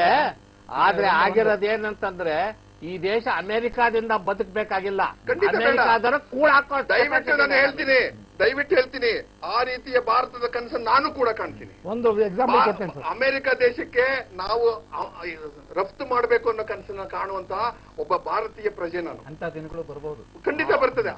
ಆಗ ನೀವು ಸದ್ಯಕ್ಕೆ ಈ ರೀತಿ ವಿಜ್ಞಾನಿಗಳ ಮೇಲೆ ಕೇಸ್ ಇದೇ- ಹಾಕಿ ಕೂತ್ರೆ ಯಾವ ಇಲ್ಲ, ಅಂತ ವಿಜ್ಞಾನಿಗಳು ವಿಜ್ಞಾನಿಗಳಿಗೆ ನೀವು ಕಂಡಿದ್ದೀರಿ. ಅಂತ ಈ ವಿಜ್ಞಾನಿಗಳಿಗೆ ಏನ್ ಲೈಸೆನ್ಸ್ ಕೊಟ್ಟಿಲ್ಲ ಕಲ್ಪನಾ ಮಾಡಬೇಕು ಅಂತ. ಯಾವುದೇ ವಿಜ್ಞಾನಿಗಳಿಗೆ ಇಲ್ಲ, ಅರ್ಥ ಮಾಡ್ಕೊಂಡಿಲ್ಲ. ಇಲ್ಲ, ಎಲ್ಲ ವಿಜ್ಞಾನಿಗಳಂದಿಲ್ಲ. ವಸಂತ್ ಕುಮಾರ್ ಡಾಕ್ಟರ್ ಪಾಟೀಲ್ ಅವ್ರಿಗೆ ಆಹಾರ ಗೊತ್ತಿರಬೇಕಾಗಿತ್ತು. ಸ್ವಾವಲಂಬನೆ, ಆಹಾರ ಅದು ಭದ್ರತೆ, ಇವರಿಂದಲೇ ಆಗ್ಬೇಕಾಗಿಲ್ಲ ರೀ. ಆಹಾರ ಭದ್ರತೆ, ಅದ್ರ ಜೊತೆಗೆ ಅದು ವಿಷಮುಕ್ತವಾದಂತಹ ಸುರಕ್ಷಿತವಾದಂತಹ ಆಹಾರ ಕೂಡ ಜನರಿಗೆ ಸಿಗುವುದು. ಹೌದು, ಖಂಡಿತವಾಗಿ. ಈಗ ಅದರಿಂದನೇ ಇದೆಲ್ಲ ಚರ್ಚೆಗಳಾಗ್ತಾ ಇರುವಂತದ್ದು. ಅದಕ್ಕೆ ಇವಾಗ ಹೇಳ್ತಿದ್ದೀನಿ. ಬಿಟಿ ಕಾಟನ್ ಫೇಲ್ ಆಗ ಗ್ಯಾರಂಟಿ ಕೊಟ್ಟಿಲ್ಲ ಅವರು. ನಾಳೆ ದಿನ ಬಿಟಿ ಬದನೆಕಾಯಿಂದ ನಮ್ಗೆ ಗೊತ್ತಿಲ್ಲ ಸ್ವಾಮಿ ಯಾಕಾಯ್ತು, ಸರ್, ನಾವೇನೋ health ಗ್ಯಾರಂಟಿ ಕೊಡ್ಲಿ problem ಅಂತ ಹೇಳುವಂತ ಜನ ಸಾಧ್ಯನೇ ಇಲ್ಲ. ಇವರು. ಘಂಟಾಘೋಷವಾಗಿ ಹೇಳ್ತೀನಿ. ನಾವು health ಕೇಳ್ತಾ ಇರೋದು problem ವಿಶ್ಲೇಷಣೆ ಸಾಧ್ಯನೇ ಇಲ್ಲ. ಮಾಡಿ, ಅದು ಒಳ್ಳೆ ಪ್ರಾಡಕ್ಟ್ ಯಾಕೆಂದ್ರೆ ವಿಶ್ಲೇಷಣೆ ಮಾಡಿ, ಪರಿಶೀಲನೆ ಮಾಡೇ ಇಲ್ಲ ಇದುವರೆಗೆ. ಯಾವ್ದೋ ಒಂದು ಅಮೆರಿಕದಲ್ಲಿ ಮಾಡಿರುವಂತ ಸ್ಟಡಿ ಕೊಡಬೇಡಿ ನಂಗೆ. ನಿರ್ಬಂಧ ಹೇರ್ಬಿಟ್ರೆ ಹೇಗೆ ಸಂಶೋಧನೆ ಇಲ್ಲ, ಮಾಡ್ತಾರೆ? ಅಂದ್ರೆ ಇನ್ನೊಂದು ನನ್ನ ಫುಡ್ ಕಲ್ಚರ್ ಮತ್ತೆ ಅಮೆರಿಕ ಫುಡ್ ಕಲ್ಚರ್ಗೆ ವ್ಯತ್ಯಾಸ ಇದೆ. ಅಲ್ಲ, ಯಾವ್ದಾದ್ರು ಹೊಸ ಔಷಧಗಳನ್ನ ಕಂಡಿಡಿದ್ರೆ ಈ ಇಲಿಗಳ ಮೇಲೆ ಪ್ರಯೋಗ ಮಾಡ್ತಾರಂತೆ. ಹೌದು. ಹಾಗೆ ಸೆರೆಲಿನಿ ಅವ್ರು ಮಾಡಿದ್ದಾರೆ. ಕಂಪನಿಗಳು, ಬಹುರಾಷ್ಟ್ರೀಯ ಕಂಪನಿಗಳು ಈ ಭಾರತ ಅಂತ ದೇಶಗಳ ಖಂಡಿತ ಪ್ರಯೋಗ ಮಾಡ್ತಾರೆ. ಸೆರೆಲಿನಿ ಅವ್ರು ಮಾಡಿದ್ದಾರೆ. ಮೊದಲು ಅಲ್ಲಿ ಬಿಡುಗಡೆ ಫ್ರಾನ್ಸ್ ದೇಶದ ಒಬ್ಬ ವೈಜ್ಞಾನಿಕ ಆಗಿರುವಂತ ಸೆರೆಲಿನಿ ಅವರು ಮಾಡಿದ್ದಾರೆ. ಅವರು 2 ವಾರ ಕೊಟ್ಟಿಲ್ಲ ಇಲಿಗಳ ಮೇಲೆ, 6 ತಿಂಗಳು ಕೊಟ್ಟರು. ಕೊಡುವಾಗ ಟ್ಯೂಮರ್, ಈ ಫೇಲಿಯರ್, ಆ ಫೇಲಿಯರ್, ಆ ಮಲ್ಟಿ ಆರ್ಗನ್ ಫೇಲಿಯರ್ ಆಗ್ತಾ ಇದೆ. ಏನ್ ಕೊಟ್ಟಿರೋದು ಬರೀ ಬಿಟಿ ಪದ್ಧತಿ. ಇದು ಡೋಸೇಜ್ ಕೊಟ್ಟಿದ್ದಾರೆ. ಇವ್ರು ಹೇಳಿದ್ರಲ್ಲ ನಾನು ಬರೀ ಬಿಟಿ ಪಿಲ್ ತಗೋತೀರಿ, ನಾನು ಬರೀ ತಿಂತೇನೆ ಅಂತ ಹೇಳಿದ್ರಲ್ಲ, ತಿನ್ನಿ ನೋಡೋಣ. ಅವರು ಎಲ್ಲ ಏನಾಗುತ್ತೆ? ಅದೆಲ್ಲನೂ ಡಿಸ್ಪ್ರೂವ್ ಮಾಡಿದ್ದಾರೆ. ಅದು ಸರಿಯಾದ ಇವ್ರು ಹೇಳಿದ ಮಾತಿಗೆ ಯಾವುದೇ ಒಂದು ಸೈಂಟಿಫಿಕ್ ಡಾಕ್ಯುಮೆಂಟ್ಸ್ ಕೊಡದೆ ಬರೀ ಒಂದು ಪ್ರಚಾರ ಮಾಡ್ಬಿಟ್ರೆ. ವಾಂಗಿ ಬಾತ್ಗೆ ಬದನೆಕಾಯಿ ಹಾಕಿದಾಗ ಬಹಳ ತುಂಡು ತಿನ್ನಬಾರ್ದು, ಒಂದೊಂದೇ ತುಂಡು ತಿನ್ಬೇಕು. ಇಲ್ಲ, ಒಂದು ಪಾಯಿಂಟ್ ಇದೆ. ಡೋಸೇಜ್ ಹೇಳ್ತಿರೋದು ನಾನು. ಅಲ್ಲ, ಈಗ ನಮ್ಮ ಉತ್ತರ ನೀವು ಅದಕ್ಕೆ ಔಷಧಿ ಇಲ್ಲ, ಯಾಕೆ ಕರ್ನಾಟಕ ಜೋಳದ ರೊಟ್ಟಿ ಜೊತೆಗೆ ತುಂಬಗಾಯಿ ಅವ್ರಿಗೆ ಬಹಳ ಇಷ್ಟ. ಹೌದು, ಅದನ್ನ ಏನು ಬೇಕಾದಷ್ಟು ತಿಂತಾರೆ. ಒಂದು ಮಾತು ಒಂದೊಂದೇ ತಿನ್ಬೇಕು. ಇಲ್ಲ, ಇವರೊಂದು ಆರೋಪ ಹಾಕಿದ್ರು ನಮ್ಮ ಮೇಲೆ. ಅದು ಜೀರ್ಣ ಇರುತ್ತೆ. ಅಕಸ್ಮಾತ್ ಕೊಂಬಿಟ್ಟು ಬಿಟ್ಟಾವು. ಆಗಲ್ಲ. ಈಗ ನೋಡಿ, ಇವರು ಮನುಷ್ಯರಿಗೆ ಕೊಂಬಿಟ್ಬಿಟ್ರೆ ಒಬ್ಬ ಶಾಲಾ ವಿದ್ಯಾರ್ಥಿ ಹೇಳ್ದಂಗೆ ಕೊಂಬು ಗಿಂಬು ಅಂತೆಲ್ಲ ಅವೈಜ್ಞಾನಿಕವಾದ ವಿಚಾರ ನನಗೆ ನಾನು ಬಹಳ ಓದಿಲ್ಲ ರೀ, ಏನ್ ಮಾಡೋಣ. ನಾನು ಹೇಳೋದು ಮಾತಾಡಬಾರ್ದು. ನೋಡಿ, ಅಂದ್ರೆ ಮಾತಾಡಬಾರ್ದು. ವಿಜ್ಞಾನ ತಿಳ್ಕೋಬೇಕು, ಮಾತಾಡ್ಬೇಕು. ಇವಾಗ ಇವರು ಕಾನೂನು ತಜ್ಞರು. ನಾವು ತಜ್ಞರಲ್ಲ ಸ್ವಾಮಿ, ಕಾನೂನು ತಜ್ಞರಲ್ಲ, ಯಾವ ತಜ್ಞರಲ್ಲ. ಮಾತಾಡಕ್ ಬರೋಲ್ಲ ಇವ್ರಿಗೆ. ಓಕೆ, ನೋಡೋಣ. ಈಗ ಆಯ್ತು, ಒಂದು ನರಸಿಂಹಪ್ಪನವರು, ಈಗ ಪ್ರಶ್ನೆ ಇರುವಂತದ್ದು, ಈ ಕೃಷಿ ರಂಗದಲ್ಲಿ 2 ರೀತಿಯ ಬಿಕ್ಕಟ್ಟು ಎದುರಾಗ್ತಾ ಇದೆ. ಈಗ ಒಂದ್ ಕಡೆಯಲ್ಲಿ ರೈತರು ಅವ್ರು ಹೇಳಿದಂಗೆ ಲಾಭದಾಯಕವಾದಂತ ಬೆಲೆ ಇರ್ಬೋದು, ಅವರಿಗೆ ರಕ್ಷಣೆ ಇರ್ಬೋದು, ಅದಾಗ್ತಾ ಇಲ್ಲ. ಇನ್ನೊಂದ್ ಕಡೆಯಲ್ಲಿ ಈ ತರದ ಈ ಜೈವಿಕ ತಂತ್ರಜ್ಞಾನದ ಬಳಕೆ ಇರ್ಬೋದು, ಆಧುನಿಕ ತಂತ್ರಜ್ಞಾನದ ಕೃಷಿ ಪದ್ಧತಿ ಇರ್ಬೋದು. ಸೊ ಇದು ಈ ಅನೇಕ ರೀತಿಯ ಸಮಸ್ಯೆಗಳನ್ನ ಸೃಷ್ಟಿ ಮಾಡ್ತಾ ಇದೆ. ಇದಕ್ಕೇನ್ ಪರಿಹಾರ ಅಂತ ಒಂದೇ ನಿಮಿಷದಲ್ಲಿ ತಾವು ಹೇಳ್ಬೇಕು. ಒಂದೇ ನಿಮಿಷದಲ್ಲಿ ಹೇಳ್ಬೇಕಂತಂದ್ರೆ, ನಮ್ಮ ಕೃಷಿ ವಿಶ್ವವಿದ್ಯಾಲಯಗಳು ದೇಶ ತುಂಬಾ ಇದಾವೆ. ಅವರು ಕೆಲಸ ಮಾಡ್ತಾ ಇದ್ದಾರೆ. ಅವ್ರು ಕೆಲಸ ಮಾಡಿಬಿಟ್ಟು ನಮ್ಮ ದೇಶದ ಪರಿಸರಕ್ಕೆ ಹೊಂದ್ಕೊಳ್ಳುವಂತ ಇದಾಗ್ತದೆ. ಅಮೆರಿಕಾದ ಬೂಟ್ ನೆಕ್ಕೊಂಡು ಕೆಲಸ ಮಾಡೋ ಸೈಂಟಿಸ್ಟ್ ನಮ್ಮಲ್ಲಿ ಎಲ್ಲರೂ ಇಲ್ಲ. ಬಹಳ ಜನ ಬಹಳ ನಿಷ್ಠಾವಂತ ದೇಶ ಪ್ರೇಮಿ ಸೈಂಟಿಸ್ಟ್ಗಳಿದ್ದಾರೆ. ಅವ್ರು ಕೆಲಸ ಮಾಡ್ತಾರೆ, ರಿಸರ್ಚ್ ಮಾಡ್ತಾರೆ, ಅವೆಲ್ಲ ಮಾಡ್ತಾರೆ. ಆದ್ರೆ ಮೊನ್ಸಾಂಟೋ, ಕಾರ್ಗಿಲ್ ಅವರು ಈ ದೇಶದ ಸೀಡ್ ಮಾರ್ಕೆಟ್ ಅನ್ನು ಕ್ಯಾಪ್ಚರ್ ಮಾಡೋದಕ್ಕೆ ಬಂದಿದ್ದಾರೆ. ಏನಾಯ್ತು, ಆಸ್ಟ್ರೇಲಿಯಾದಿಂದ ಯಾವುದೋ ಒಂದು ವೀಟ್ ಬಂತು, ಅದ್ರ ಜೊತೆನಲ್ಲಿ ಕಳೆ ಬಂತು. ಪಂಜಾಬ್ನಲ್ಲಿ 1 ವರ್ಷ ಬೆಳೆ ಎಲ್ಲ ನಾಶ ಆಗೋಯ್ತು. ಅವಾಗ ನಾವು ಆಸ್ಟ್ರೇಲಿಯನ್ ವೀಟನ್ನು ಖರೀದಿ ಇಂಪೋರ್ಟ್ ಮಾಡ್ಕೊಳ್ಳೋಂತ ಪರಿಸ್ಥಿತಿ ಬಂತು. ಈ ರೀತಿ ಆಗೋದಕ್ಕೆ ನಮ್ಮ ದೇಶ ಇನ್ನು ಮೇಲೆ ಅವಕಾಶ ಕೊಡಲ್ಲ. ಒಂದು. ಎರಡನೇದೇನಂತಂದ್ರೆ, ನಮ್ಮ ಸ್ವಾಭಿಮಾನ ಮತ್ತು ಸ್ವಾವಲಂಬನ ಯಾವ ಕಾಲಕ್ಕೂ ಧಕ್ಕೆ ಆಗಲೇಬಾರದು. ಈಗ ನಮಗೆ ಬೇಕಾದಂತ ಆಹಾರ ಬೆಳ್ಕೊಳ್ಳೋದಕ್ಕೆ ನಮಗೆ ಕೆಪಾಸಿಟಿ ಇಲ್ಲ ಅಂತ ಅನ್ನೋದಂತೂ ಯಾವ ಕಾಲಕ್ಕೂ ಅಲ್ಲ. ಕೇವಲ ಉತ್ತರ ಪ್ರದೇಶ ಒಂದರಲ್ಲಿ ಪಶ್ಚಿಮಿ ಉತ್ತರ ಪ್ರದೇಶದಲ್ಲಿ ಬೆಳೆಯುವಂತ ಒಂದು ಪರ್ಫಾರ್ಮೆನ್ಸ್, ಆ ಪ್ರೊಡಕ್ಟಿವಿಟಿ ಪೂರ್ವಿ ಉತ್ತರ ಪ್ರದೇಶ, ಮಧ್ಯ ಉತ್ತರ ಪ್ರದೇಶ, ಬುಂದೇಲ್ಖಂಡ್ಗೆ ಬಂದ್ರೆ ಇಡೀ ಪ್ರಪಂಚಕ್ಕೆ 2 ವರ್ಷಕ್ಕೆ ಬೇಕಾದಷ್ಟು ವೀಟ್ ಬೆಳಿಬಹುದು. 2 ವರ್ಷಕ್ಕೆ. ಪಂಜಾಬ್ನಲ್ಲಿ 13 ಡಿಸ್ಟ್ರಿಕ್ಟ್ ನಲ್ಲಿ ನೀರಾವರಿ ಇರೋದು 10 ಡಿಸ್ಟ್ರಿಕ್ಟ್ಗೆ. 10 ಡಿಸ್ಟ್ರಿಕ್ಟ್ ನಲ್ಲಿ ಕೊಡೋ ಪಂಜಾಬಿ ಗೋಧಿ ಮತ್ತು ಅಕ್ಕಿ FCI ನ 70% ಅಲ್ಲಿಂದ ಬರ್ತದೆ. 70% ಆಫ್ ದಿ ಟೋಟಲ್ ಫುಡ್. ಈಗ ನಮ್ಮ ಕಾಲವಕಾಶ ಮುಗಿತಾ ಇದೆ. ಈಗ ಕುಲಾಂತರಿ ತಳಿ ಸಮಸ್ಯೆ ಸವಾಲು ಅಂತ ಹೇಳುವ ವಿಚಾರವಾಗಿ ಇದುವರೆಗೆ ಚರ್ಚೆ ನಡೀತು. ನಮ್ಮ ರಾಷ್ಟ್ರಪಿತ ಮಹಾತ್ಮ ಗಾಂಧೀಜಿಯವರು ಒಂದು ಮಾತು ಹೇಳ್ತಾ ಇದ್ರು, ಪ್ರಕೃತಿ ಮನುಷ್ಯನ ಅವಶ್ಯಕತೆಗಳನ್ನ ಪೂರೈಸಬಹುದೇ ಹೊರತಾಗಿ ದುರಾಸೆಗಳನ್ನಲ್ಲ ಅಂತ.